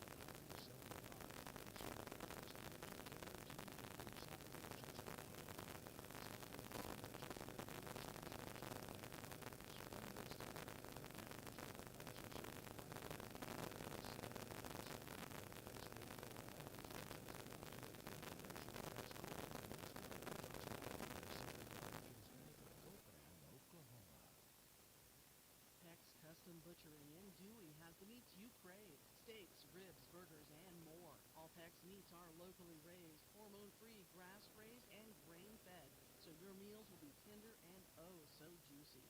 Now's a great time to pick up a side of beef from Peck's to cover so many different meals. For large or small bundles, a whole side, or just some steaks for the weekend. Stop by Peck's Custom Butchery on Highway 75 just north of Dewey. Reliable, trustworthy, honest, affordable. That's how Donovan Tire on Highway 75 in Caney, Kansas. Donovan Tire provides full body repair, tire repair and replacement. Jobs too small, too large. All makes and models. 30 years experience. Get you back on the road in no time. Call 620-306-6013 or stop in at 205 North McGee on Highway 75 in Caney, Kansas.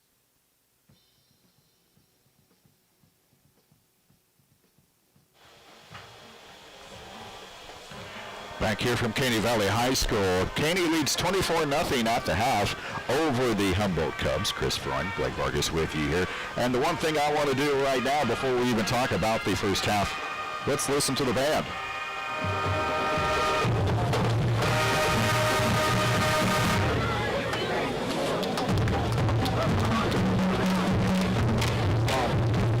It's great to see them putting on a show that isn't their halftime. They're here for the military appreciation show as well.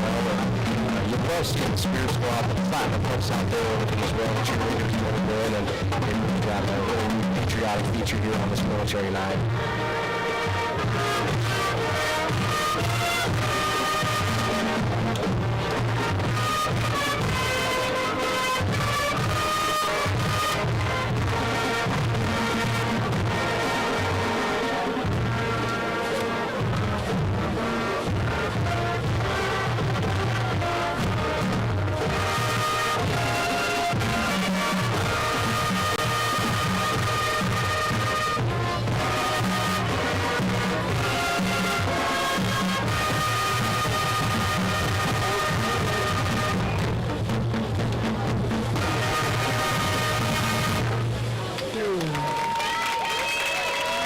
If I remember correctly, Chris Freund, Blake Vargas with you here.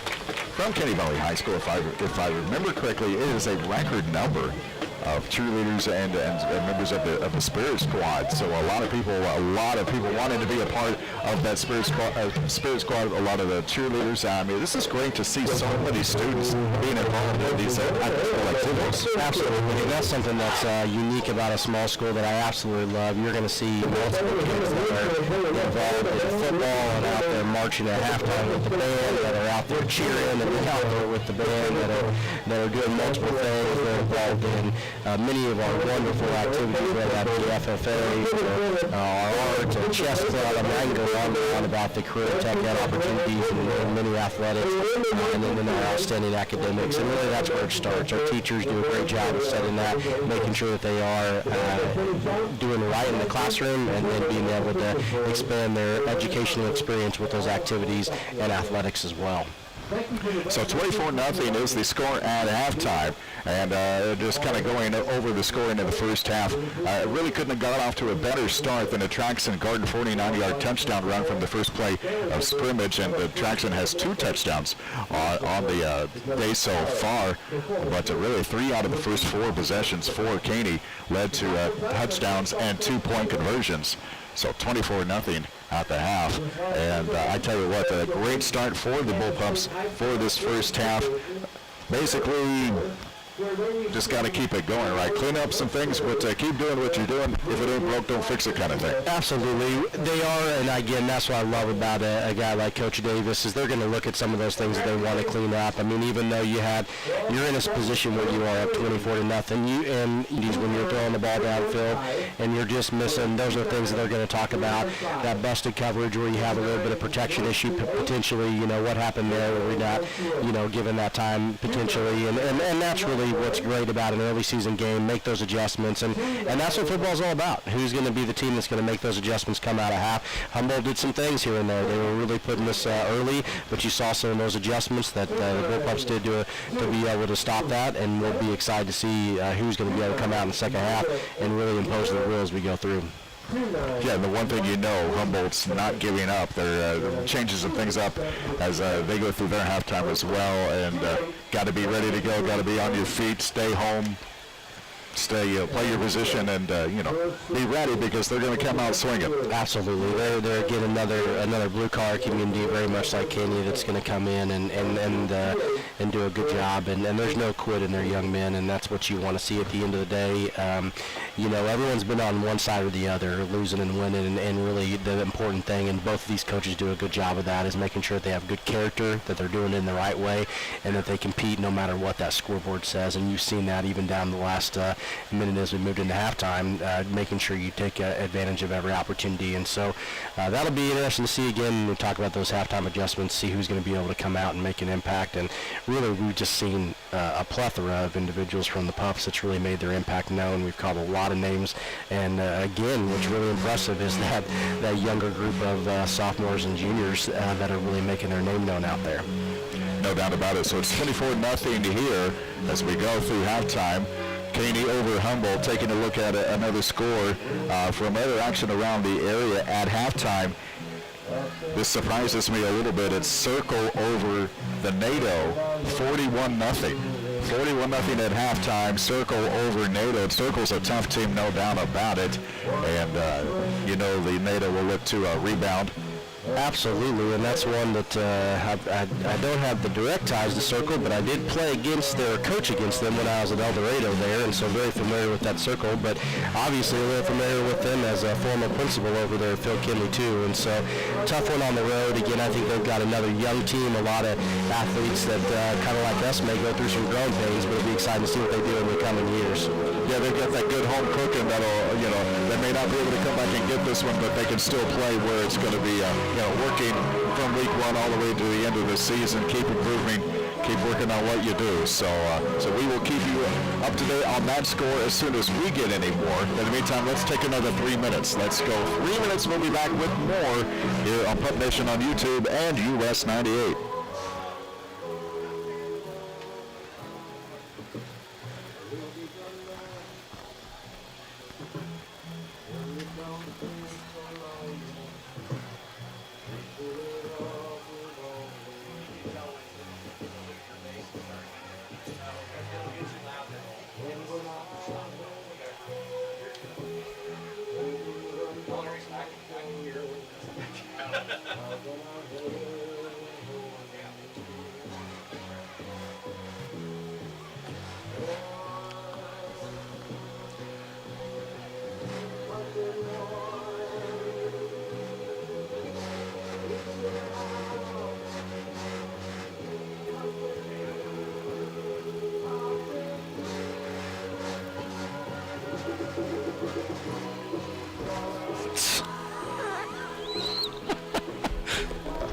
our sports director stirring the pot.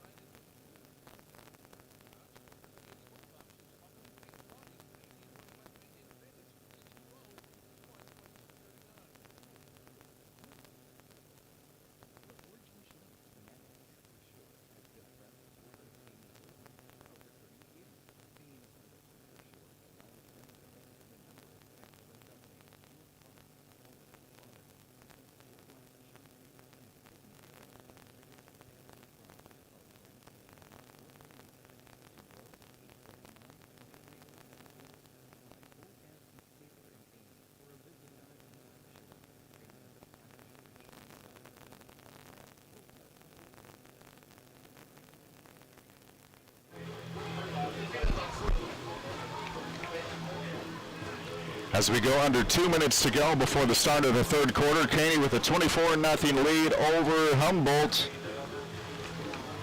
Chris Front, Blake Vargas, Wrathy here, getting ready for the start of the second half, and a great first half for this Caney Valley Bullpup team. Like we had mentioned, really the only thing that has kind of hurt them has been the penalties, holding and false start penalties have kind of brought them back, but it hasn't hurt them on the scoreboard, with Caney with a 24-0 lead as we get ready to start the third quarter here in about a minute and 20 seconds. So as we get ready to start, let's go ahead and take another 60 seconds, and we will be back and we will start that third quarter. Back in 60 with more on Pup Nation on YouTube and US 98.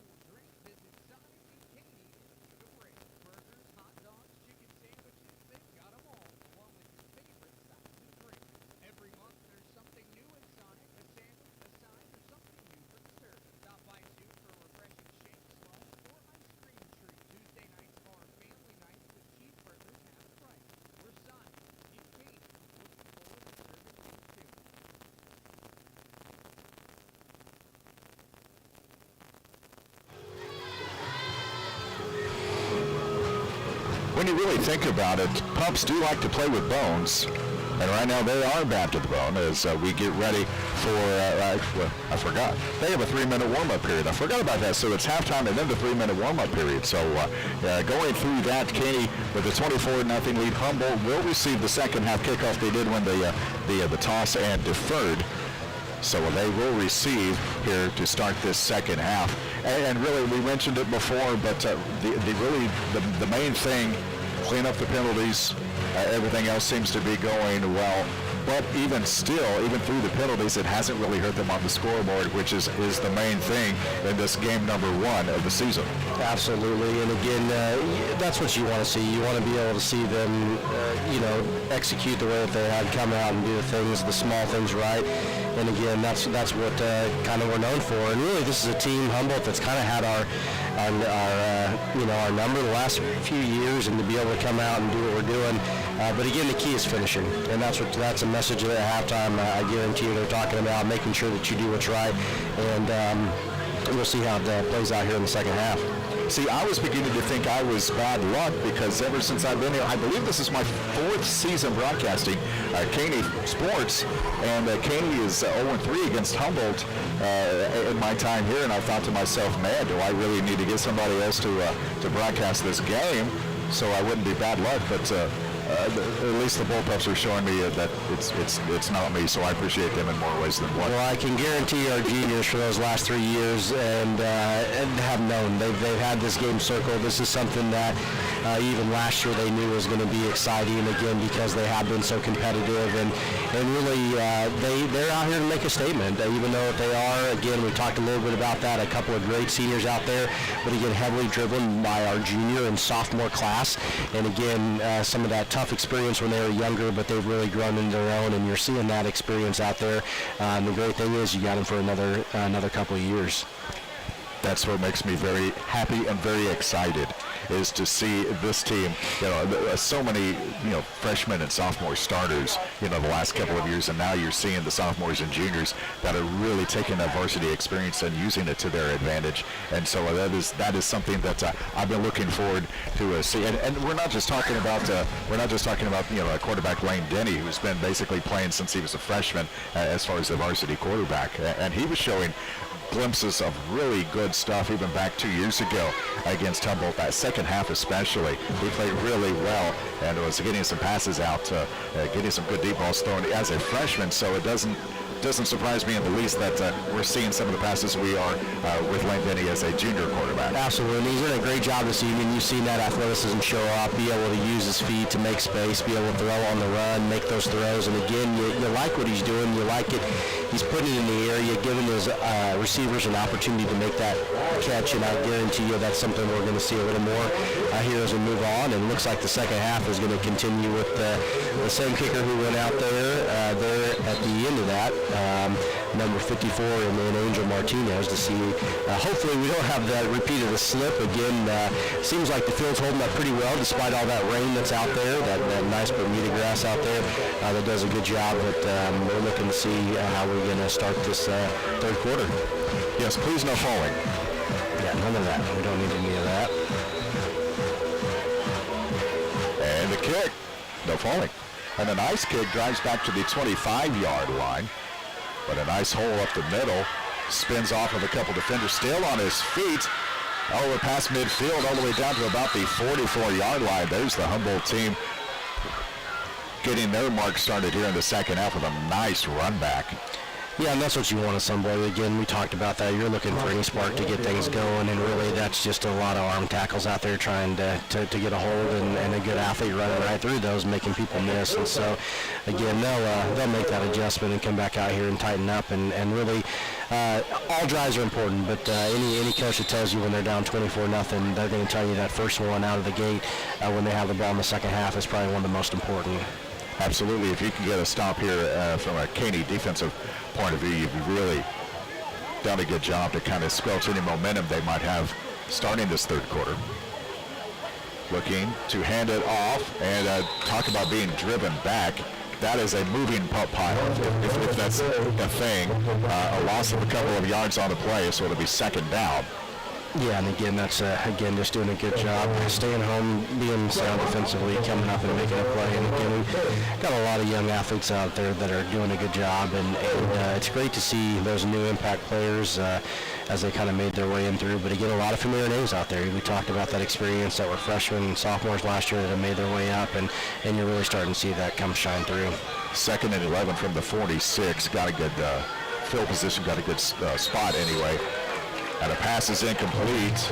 That pass intended for Owen Sicca from Shaughnessy. Nice defense. Yeah, That's by the defender. That was Luke Wade out there, number 81, again a sophomore out there in that talented group that's making his presence known. We've called his name a couple times, so that's good out there in defense, making that adjustment and getting that right as the ball is coming in and breaking that pass up. Yeah, he did a great job at defending the ball without interfering with the receivers. So absolutely. And then here's that odd formation that came out in that kind of caught us off guard. So let's see if we made that adjustment and are ready for it this time around. It's like 5 receivers onto the near side. And I'd say they were ready for it. Shaughnessy takes the keeper, and he is driven back. Lost of a couple. Yep, much better prepared again, and that's all that is. You just stay at home, and that's hard to do. You see the imbalance out there. You see 5 wide. You're anticipating something to the wide side of the field, and first time it caught us off guard, and second time you had a Ray Martin, I believe that was, stayed home and said, no, you're not fooling me again, and doing a good job getting the stop there and bringing up a crucial 4th down. 4th and 11 as we approach 10.5 minutes to go, third quarter. Caney still leads 24-0. We'll see if we're going to go for it. Shaughnessy did have the squib kick last time, and he's going to go for it. They're going for it on 4th down, and it is a pass that is short. Going to be a turnover on downs. Yeah, again, so I play earlier, you had the receiver out of the backfield, and decent coverage out there with Wade, but even with the completion, it was going to be a tough way to pick that up, and so turnover on downs, vice versa. If you're the offensive guy, Humboldt, you're looking for something to set a tone, and then on the other side of the field with our pups, you're doing exactly what you want to do, which is really turnover on downs and get the ball back in your offense to see if you can come down and score. I don't blame Humboldt for going for it on 4th down there. I mean, when you're down 24-0, you've got to start chipping away at that lead. So totally understandable. Absolutely. Denny under center.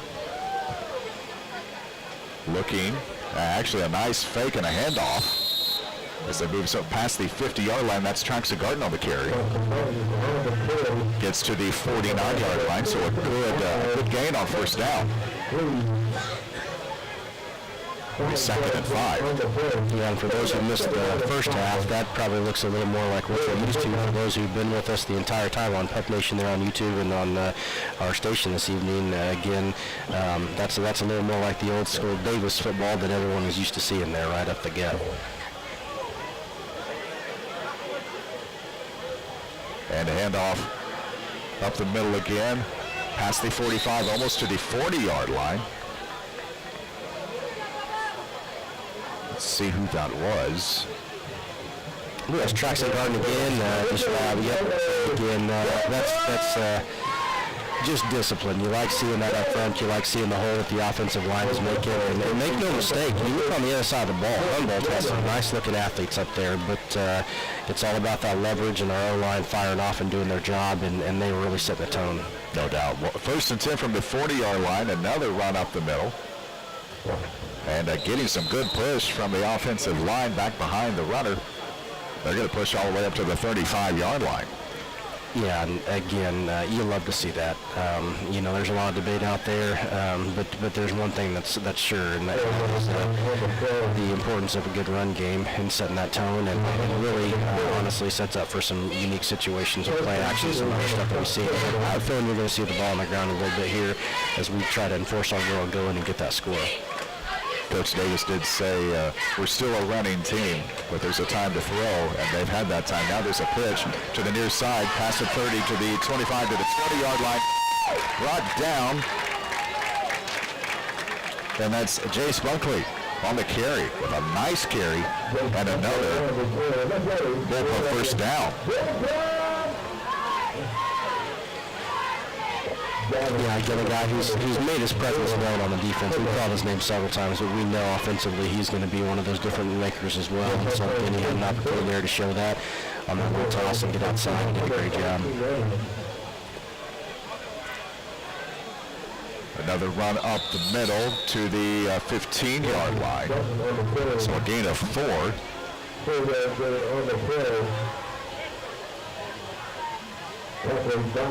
So it'll be 2nd and 6. Coach Davis did say when we talked to him today, we're still a run-first team, But don't be surprised if we put the ball in the air a little bit more this season because they've been working on it all summer long, and it shows. Yeah, and that's the great thing I remember seeing all throughout the summer, as many of the community did. These young men put in a lot of time during the summer. Went out there, worked hard, got an option here to the right, and that was just well played. That was just an excellent ran off. Option, you like to see that. Pressure could get a pitch to Jace, so again, Lane and Buckley out there connecting on that. No laundry on the field, and that's exactly what you want to do on your first opening possession on the offense for the Bullpups. A 15-yard option play, Denny to Buckley, and it's a CVTD.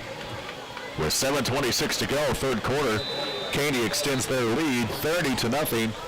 I'll just go ahead and say it, 2-point conversion pending. Last year, there was a kicker. Now it looks like it's 2-point conversions all the way, at least for now. Who knows what we might see later. A pitch, and Garden loses it, and I believe his knee went down, so that's the first 2-point conversion. That is no good in this game, but still, nonetheless, a 30-0 lead with 7:26 to go, third quarter. Let's take 60 seconds. We'll be back. Pub Nation on YouTube and US 98.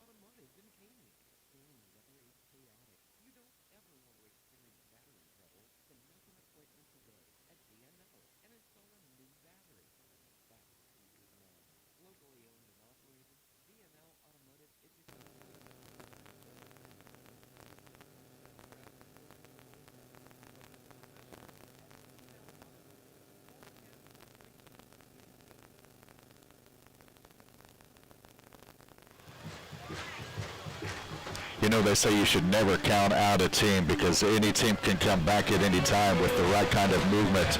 Well, the same thing can be said for the Kansas City Chiefs. I guess going into halftime, they had about 8 seconds left before half.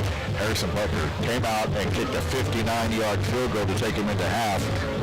So I'd say he's a good kicker. I would say so too. That's got to be pretty impressive, and one for those that were able to see that in person, had to be pretty unique opportunity. But 7:26 to go, Bullpups up 30-0. They're really looking good again. Unfortunately, as we said here with Traxton Garden sending down the field.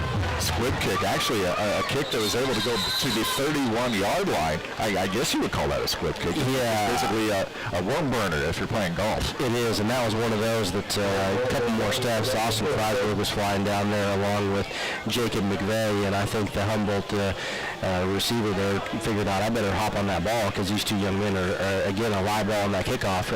We're set down there to go recover that. And I think that's kind of what they've been working towards with Traxton, get that pinned in the corner, get those speedsters an opportunity to get on it, and they just about had it right there. Yeah, that was definitely close. That looked like me at the country club with my driver.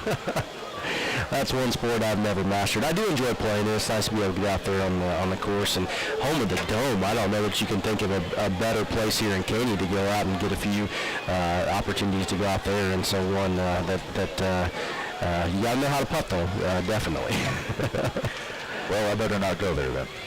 No, it'd be fun to go. As the pass goes, a deep pass, Shaughnessy underthrew his receiver just a little bit. It was a good job by the defender to get himself between the ball and the receiver, and that defender being Jacob McVeigh. Nice job defending that play. It'll be 2nd and 10. Yeah, another one of those talented juniors that's out there that's seen a lot of playing time in the past and worked his way up, and again was in great position there, like you mentioned, a little bit underthrown, but again was right there stride for stride with him, and that's what you want to see out there on an island and doing his job in coverage. It almost looks like they're checking their watches, their smart watches. Yeah, getting that play call in, and as we see a run to the left.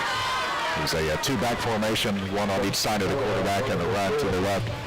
Looks like it loses, well, maybe makes it back to the line of scrimmage, but might have lost a yard. Yeah, I think they're going to call it right on that 3rd and 10 as we're going to go in there, and again, just a back. And this is what you love to see, the opportunity again for some of these new players to come in with this lead. And so you've got a senior out there, and Devin Roberts going out there to come in and get an opportunity to play up there on the line. And so, again, one of those two seniors we talked about that we're glad to be out there setting a good example.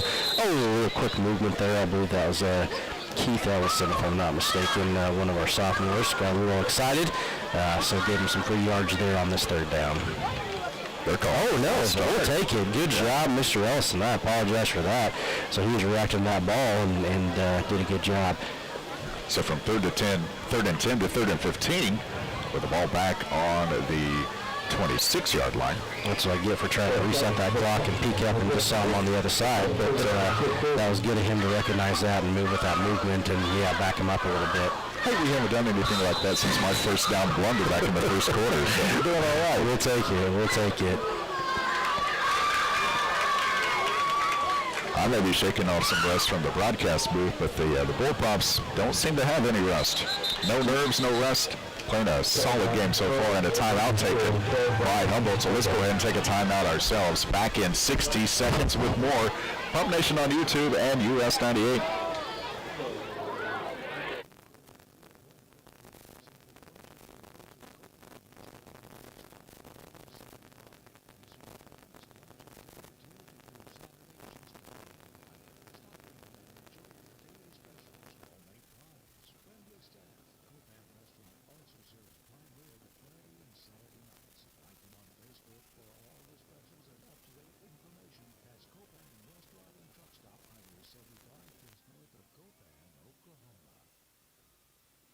Custom Butchery in Dewey has the meats you crave. Steaks, ribs, burgers, and more. All Tex meats are locally raised, hormone-free, grass-raised, and grain-fed, so your meals will be tender and oh so juicy.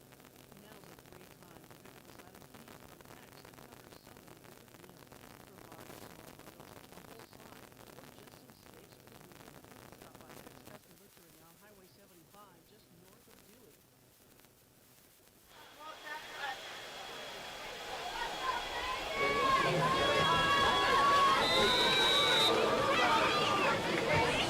3rd and 15 from the 26-yard line as action resumes here on Pump Nation on YouTube and US 98. Looking to pass. Shaughnessy's getting sacked.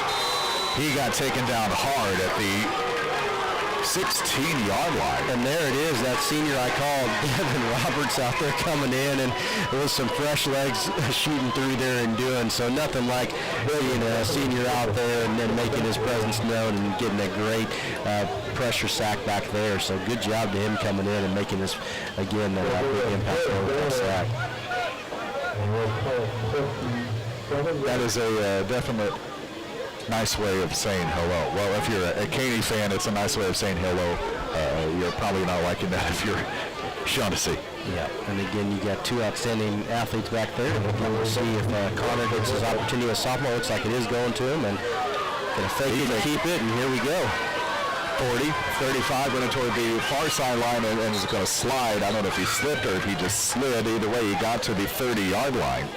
So a 20-yard punt return gives Caney great field position for their second drive of the second half. That wasn't a bad punt, really, by Humboldt. They were able to get a good one off, but just didn't have enough hang time. It's what I'm sure they wanted, and they were able to get a really good return. Absolutely, and again, we've kind of been calling his name all night, just hadn't had the opportunity, and there you saw that speed again. So to get all the way back down there and get that set up, again, that's Connor Pauley, sophomore, making his presence known, cutting the edge, and really had a good run. I do think he got that grass just set him down a little bit. A little option play here out to, looks like Garden. Garden past the 30, down to about the 20, maybe the 28.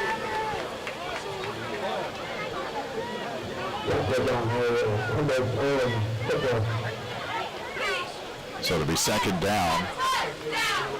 They're going to give him maybe a yard, so 2nd and 9, but the ball on the 29-yard line. And that was well defended by Humboldt. That's just sort of you stretch that out and make sure fill the alley, help your pitch and get in there, and they really did a good job making sure you use that sideline as another defender to stretch them out and only get a minimal gain. Under center, Denny hands it off, up the middle, off tackle left side, 25 up to the 20-yard line, keeping those feet driving, keeping them moving. That's close to a first down. Austin It's going to be a good, tough run. Again, another multi-sport athlete. You're going to see him all throughout this year. I don't want to answer for him, but I know he loves wrestling. He loves football, loves a lot. But it's really neat to see again that benefit of being in this last school, being able to be a contributor in so many things. Outstanding kid in the classroom, and that's something I know that we're all proud of. Back on each side, under center, actually it was a full backfield. Denny to pass from that, and a touchdown, a CVTD from Wayne Denny to Drake Roberts. Wow. Yeah, and that's the connection you want to see, stride for stride, right there when you go through. And again, that's what a good run game can set up. And again, you like to see that. Again, that speed across the middle gets lost there in the defense, and a good pitch and catch. So, again, you're going to see more of that, I think, as the year goes on. You see these kids kind of get some of those pregame jitters out. But you mentioned that work starts in the summer, and they spend so much time. There's a lot of passing going on during the summer between them getting ready for this. Going for two. Handoff. Pushing, and it is a good two-point conversion. So with 4:15 to go, third quarter, Caney with a 38-0 lead over Humboldt. Back in 60 seconds with more. Up Nation on YouTube and US 98.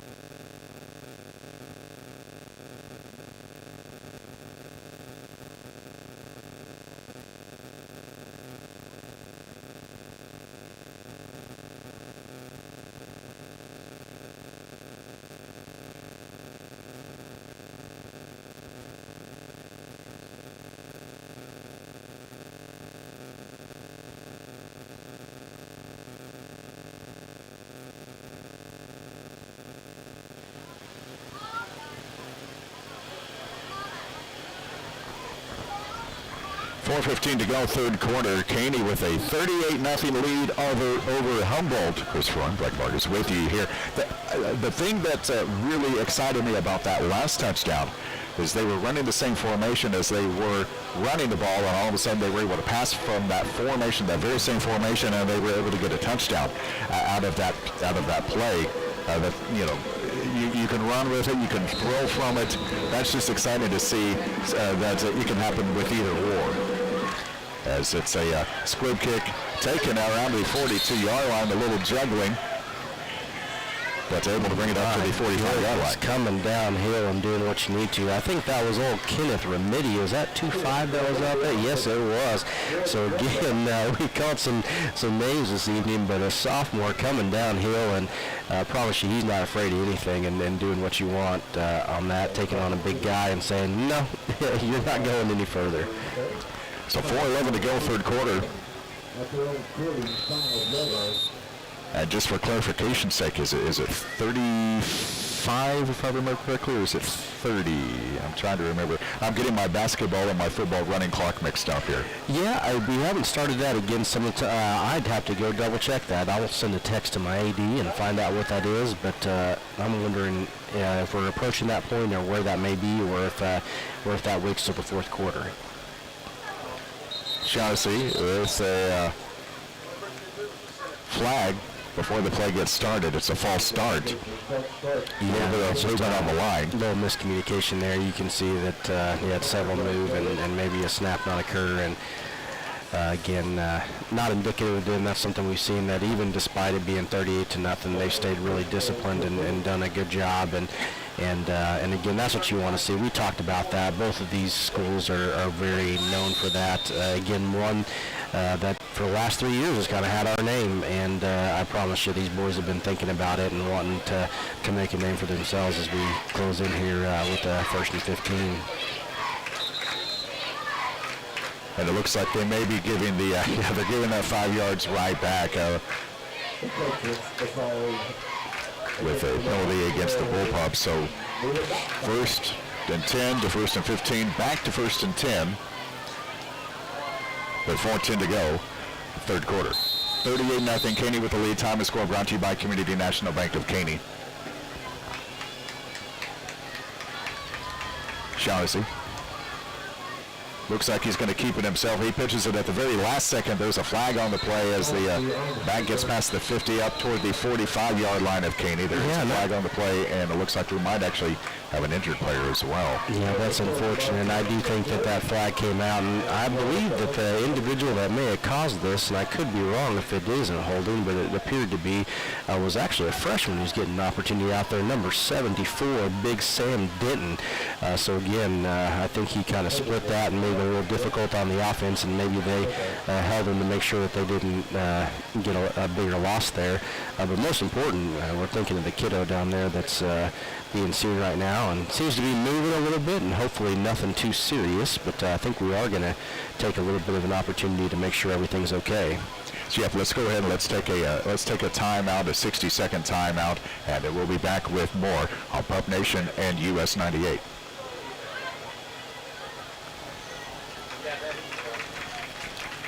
What is that?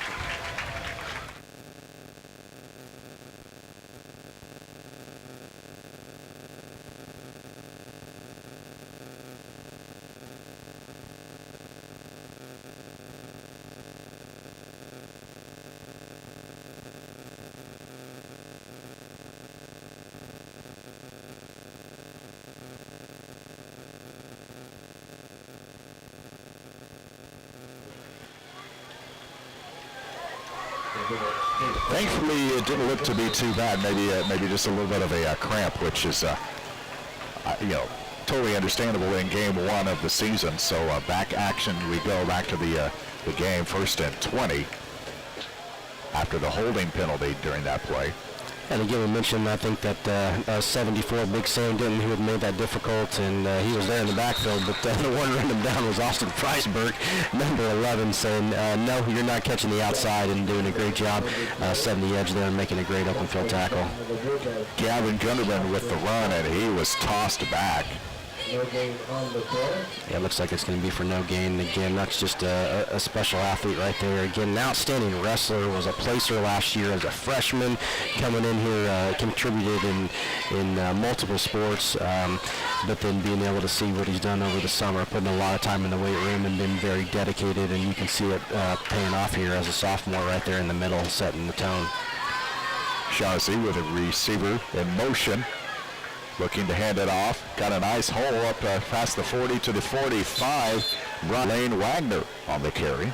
Yeah, looks like number 38 and sophomore getting an opportunity. Garrett Etchison coming in there and filling a hole, and so that was a good job as he came downhill and met that young man, and again sets up a third and I'd say manageable for Humboldt. They like to see if they chunk back some yardage, but again, one here where the Pups are looking to stay stiff and make sure they don't convert. 3rd and 10, ball on the 45-yard line as we go under 3 minutes in this 3rd quarter. 38-0 Caney with the lead so far. Time to score brought to you by Community National Bank of Caney.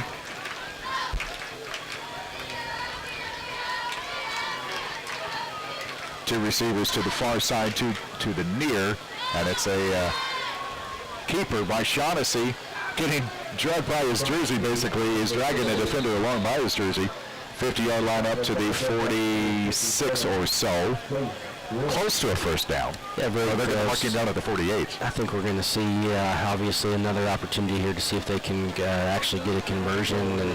And he had a great linebacker look like in position there, number 9, a sophomore of ours, Jarrett Hodges, and just unfortunately wasn't able to kind of make that. But luckily we were able to keep him, and it's a big play when you got some kids rotating in. They're getting an opportunity. They're getting their jitters out because they haven't been in the game yet either, and you still kind of have that first squad for Humboldt trying to see if they can't get on the scoreboard.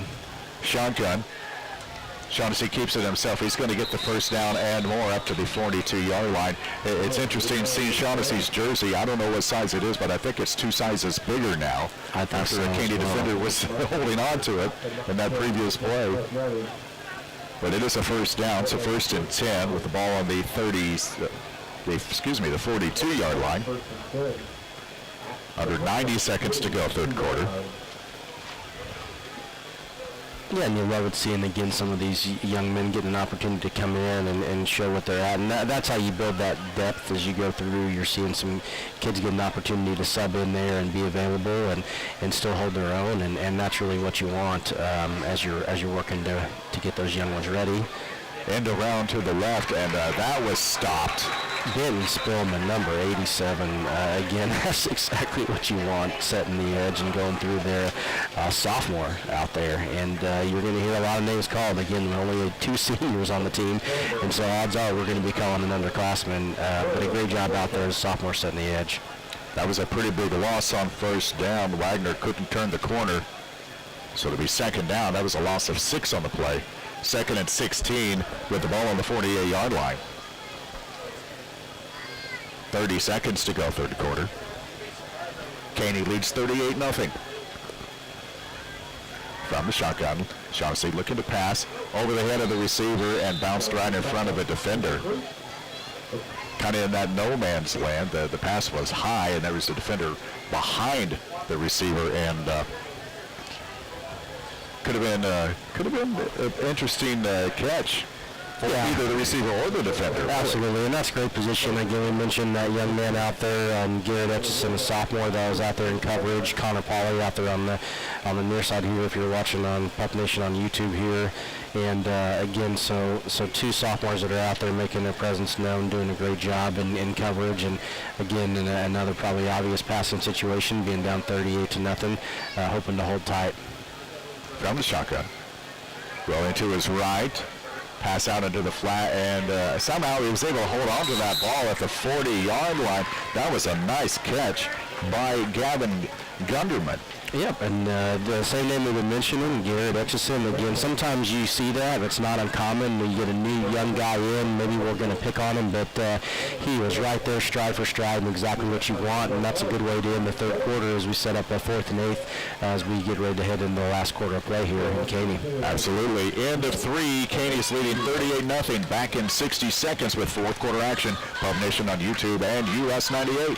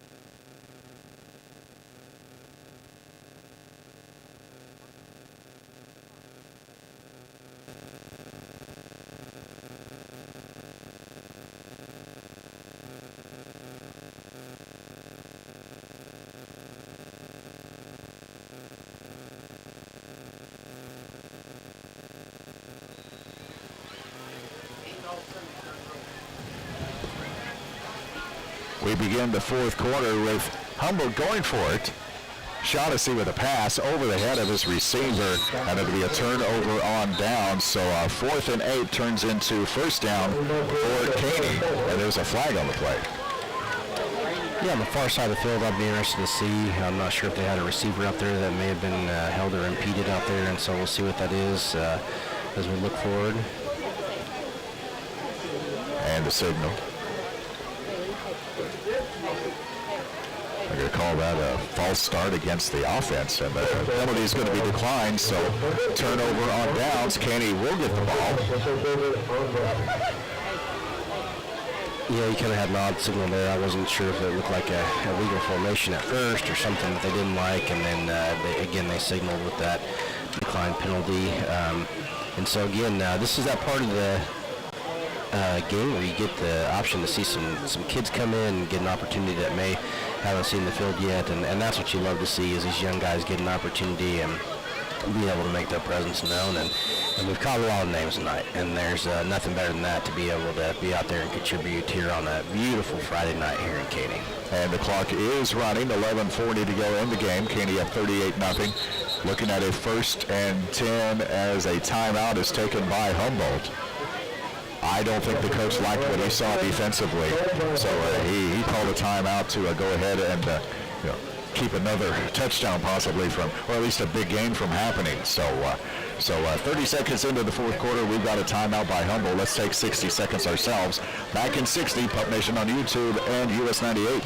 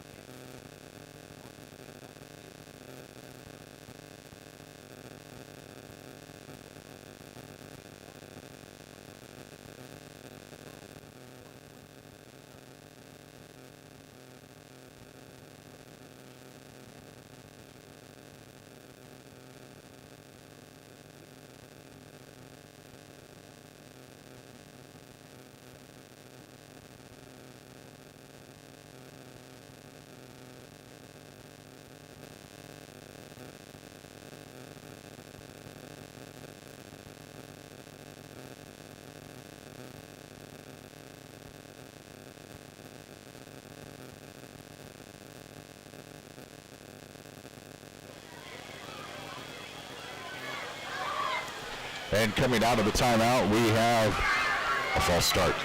And we have rain.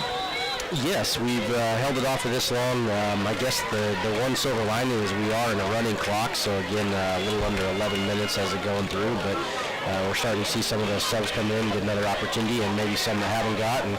Even though we haven't called his name very much on the offensive side of the ball, or maybe only once, he is a threat. That is number 11, Austin Freisberg. Again, a guy on both sides, offensively, defensively, special teams everywhere.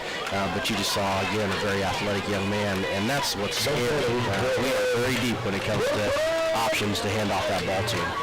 As you heard, it's enough for a bullpup first down. The play started on the 35-yard line. He got it past the 50 into Humboldt territory into the 49-yard line. Great run by Austin Freisberg for a 1st and 10 as the clock continues to move now, headed towards 10 minutes. Denny fumbled it and got it back. Yeah, a little miscommunication there. You could see Denny was going to hand that off to, looks like number 38, Etchison, and again, just one of those things. So something in between there, whether that was quarterback or whether that was running back, you could see that the handoff was trying to be made and something didn't occur. So sometimes that can happen. You got another young man checking in. I believe that's number 6, Levi Good, that's going to be coming in as well, and getting an opportunity back there. So again, that's going to happen. You're going to see those things as you get an opportunity to come in. A little bit of rain that could have contributed as well, but looks like it's just going to sprinkle for right now, which we hope with about 9:30 left on the clock. Handoff. That is that Levi Good. So number 6 there, take that. And again, trying to push his way forward to the 45. And he's still up and hands the ball to the ref like, hey, I'm not here. It was amazing to me, okay, so there was a little bit of a miscommunication perhaps, but the way the ball popped up in the air and right back into the hands of Denny, that seems to be the way the ball has not really bounced, but it is the way it's happened in this game. It is, and that's just pure athleticism there. Again, a young man being able to react, and again, as a quarterback, you know that when you have that, maybe not quite in sync, and rightfully so. You got a young man coming in that hasn't been all game, and so that can happen. But again, another opportunity here. Austin Freisberg with a big game there on 3rd down. Set up 100 downs there all the way to, looks like the 18-yard line. What a run. I mean, there's really nothing more to say. He was able to get the great blocks, turned the corner, and just turned on the jets. Yeah, he really just tried to get that defender. Again, wasn't going to have one go down, but again, very powerful young man. But you see some subs coming in. And again, I believe that was his younger brother who just checked in. I got to give props to that. Number 26, Sawyer Freisberg, getting an opportunity. So again, that's always special when you get those families through there. And a new quarterback under center as well. And a whistle before the play, which might be a good thing because there was a fumble on the exchange. And it's a false start against Caney, but still, I don't know, a 5-yard penalty might be better than the alternative there. Yeah, and I think that's probably a good thing there is you got a young freshman coming in, getting under center for the first time with this rain, and probably feeling a little bit of jitters, and maybe a little more so with his dad up here in the booth as well. Yeah, I was just thinking, number 10, number 10, I wonder who that could be. And a handoff. A little better exchange there, and again, another young man getting an opportunity, and that's what you love to see, that experience, being able to get out there and go through. And so, again, with 7:20 clicking down, and again, I believe that was number 25, in Kenneth Remedy. We called his name on that kickoff earlier. Making a good stop out there. So, trumpet player by day, football player by night. Yes, kind of yeah, and rightfully so. So many of our kids. I think I've talked about that all night. Our young men and women are definitely, those dual sport athletes that have the opportunity. It looks like we're going to get a timeout called here as we kind of get some other young men the opportunity to play as well, and that's really special about a small community, being able to do multiple things. So a timeout taken. We'll go ahead and keep it here, but I love seeing the players that are able to come in and get reps because Coach Davis talks about it all the time. You never know what's going to happen. You never know where you're going to have to step up. And so the fact that they're able to get an experience like this in the varsity game, it's only going to help in the future and even in seasons coming up. So this is great to see, the fact that they were able to get some reps and get some time on a Friday night. Absolutely, nothing better than that. And it's great being able to look down that line and see some names that are getting an opportunity to be out there and make their presence known. And really, that's a testament to Coach Davis making sure that these young men are ready, because they are. That's kind of the mentality. Next man up. They know their roles, and they've always stayed very disciplined. And so you like to see this with 6:46. Again, you're in a rolling clock situation, but really what you're looking for is, can you execute the plays? You don't want any turnovers in this rain, and that's really what you're trying to work through. And so I anticipate a lot of handoff as we kind of go through here, again, on both sides. And so, again, just looking down there and being able to go through in the backfield, looks like Sawyer Freisberg. You got a freshman at 26. You got 29 back there, and Caden Kiesling, another freshman that's out there. Number 6, and Levi Good, a sophomore. And then again, as you mentioned, under center, Bradley Vargas, number 10 back there with some we'll go over the line here in a second as well, make sure they get a call out.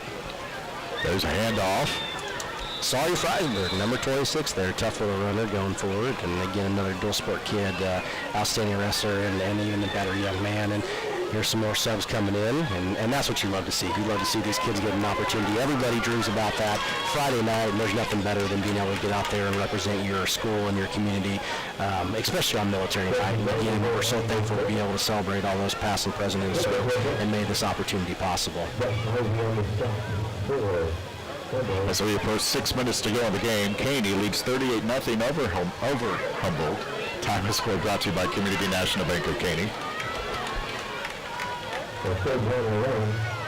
Taking the keeper, Vargas, past the 20-yard line. Looks like he might have made it back to the line of scrimmage. Yeah, and again, it's great to be able, again, to see those kids out there. I believe that's another young freshman in 85, if I'm not mistaken. I believe that's Cooper Mills, another kiddo that has the opportunity not only to be in band as a drummer for us as well, but is also out there on the football field. And so that's always amazing when you see that opportunity as they kind of go through. And so, again, nothing better than seeing those young guys get an opportunity. Thane Rigdon out there at, looks like, number 58. Sound familiar with some other family members that have been here, and some outstanding parents who also work for us here in Caney, and we're very proud of them and the work that they do for our district. I don't know if there's some kind of equipment issue or something, but the play was whistled dead. And Major Huey, the freshman, had to get something fixed, and he's back out there. Oh, wait, no, that's not it. No, I think they sent someone else in there. I'm sure they'll get him taken care of and going. And there's a pass all the way out to Luke Wade. So they were stopped short of the first down, but still, no turnovers. No turnovers. It's probably tough as Craig's going to be his old man up here, but again, we like to see a completion there. And again, Luke Wade, great job out there, running out and catching that on the run and completing the game across your body. So, got to give him props are due. That's a hard thing for the dad to do sometimes. But again, proud of all these young men. I think that's what's special, being able to be up here in the booth and to have coached so many of these young men as well when they were younger in their youth league, and to see again how they've developed and that's, again, we mentioned it all night. Coach Davis does such a great job when it comes to prepping these individuals, to getting them ready. And, again, that extends all the way down into our youth programs as well. Now, I can get you an on-off switch for your headset if need be in situations like this. Just letting you know. Looks like Humboldt has do they have a new quarterback as well, or is that still Shaughnessy? That looks like that is still Shaughnessy out there running the offense for Humboldt. He took it on a keeper, and I don't know, it doesn't look like he gained any yards. Yeah, it looks like for another game there, so 2nd and 10.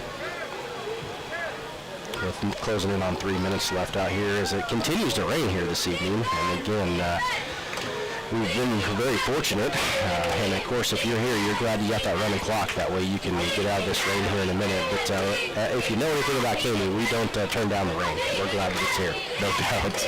As a handoff up to the 15-yard line, maybe the 16. So it'll be 3rd down and 8, 3rd down and 9. As we approach 2:40. In the game. Caney going to move to 1-0 on the season. And you know they've been looking to get a victory over Humboldt, especially after the last 2 or 3 years anyway. So a big victory for the Bullpups here tonight. Absolutely, and as a former defensive guy, the only thing that you don't want to do is give up anything late. And so you like to see those goose eggs. And again, great pressure off the edge there, and good coverage out there. That was coverage. That was number 9. Again, a sophomore, Jared Hodges, out there doing his job. And again, with closing in on 2 minutes in that running clock, that's really the goal. You like to keep those goose eggs. You collect those, and we're doing everything we can to make sure that we keep that up there. Kudos to Humboldt. We talked about it. There's no quit in them. They're doing everything that they can, and I promise you, that's just indicative of the great coaching, great community, and great kids that they got out there competing on this beautiful Friday night. And let's give props to Shaughnessy himself. I mean, I don't believe he's actually been a starting quarterback before. I believe this is his first year as a starter, and they're doing a good job at controlling the offense. And it's like we said earlier, because I believe there's a I don't know if it's a timeout or what it is, but just saying, that he's done a great job of controlling the offense. And like we mentioned earlier, I'm kind of glad we're facing them week 1 instead of maybe week 6 or week 7, just because. Absolutely, and that is one of the things that you look for in a young man as they kind of go through, especially when they get the first opportunity. It's easy when you're winning, right? Those are the things when things are going right, when things seem to be falling in place. But to continue to be a leader and do it the way that he's done speaks to his character, speaks to the work that he's done, and I know he's got a bright future ahead as we move into the season because they've shown glimpses of that, and that's what's promising. And to be honest, that's why this was such a big game. We knew this was going to be a big test for us.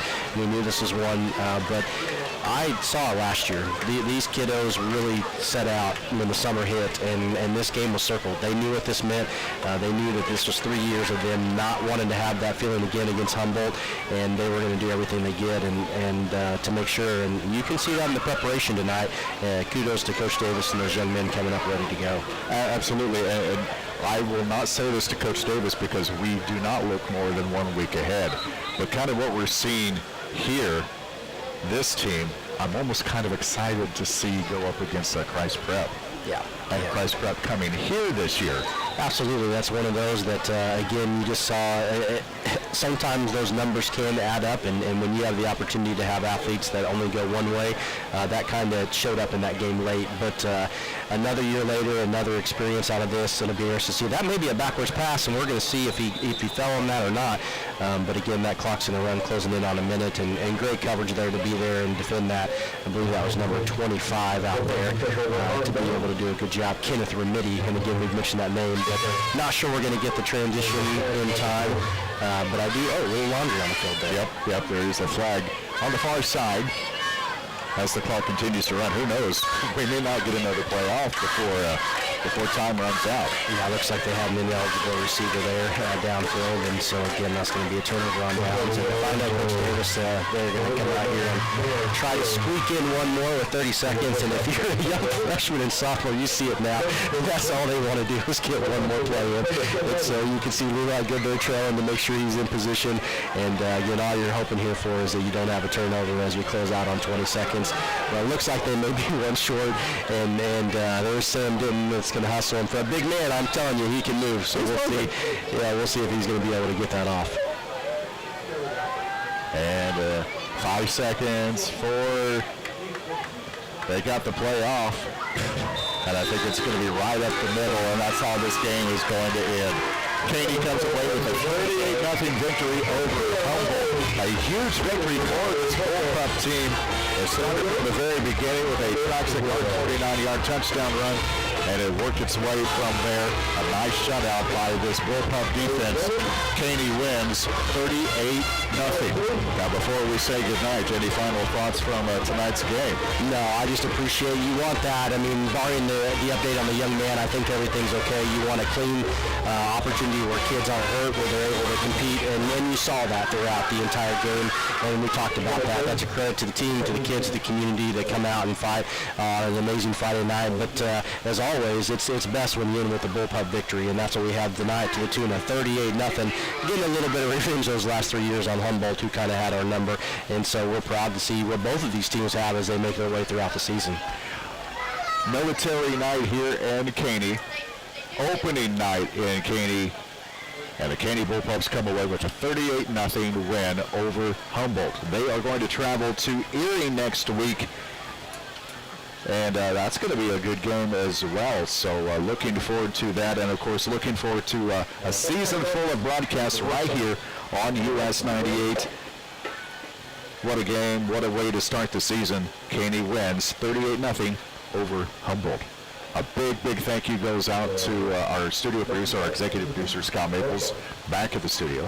Thank you to Blake Vargas for joining us here. And I know there's going to be a lot of good things that come from this game, and hopefully that transitions into a good game next week and another Bullpup victory. But right now, though, we savor a 38-0 victory, Caney over Humboldt. A big thank you for listening and for watching Caney Valley Bullpup Football, Pup Nation on YouTube and on US 98. Good night from Caney.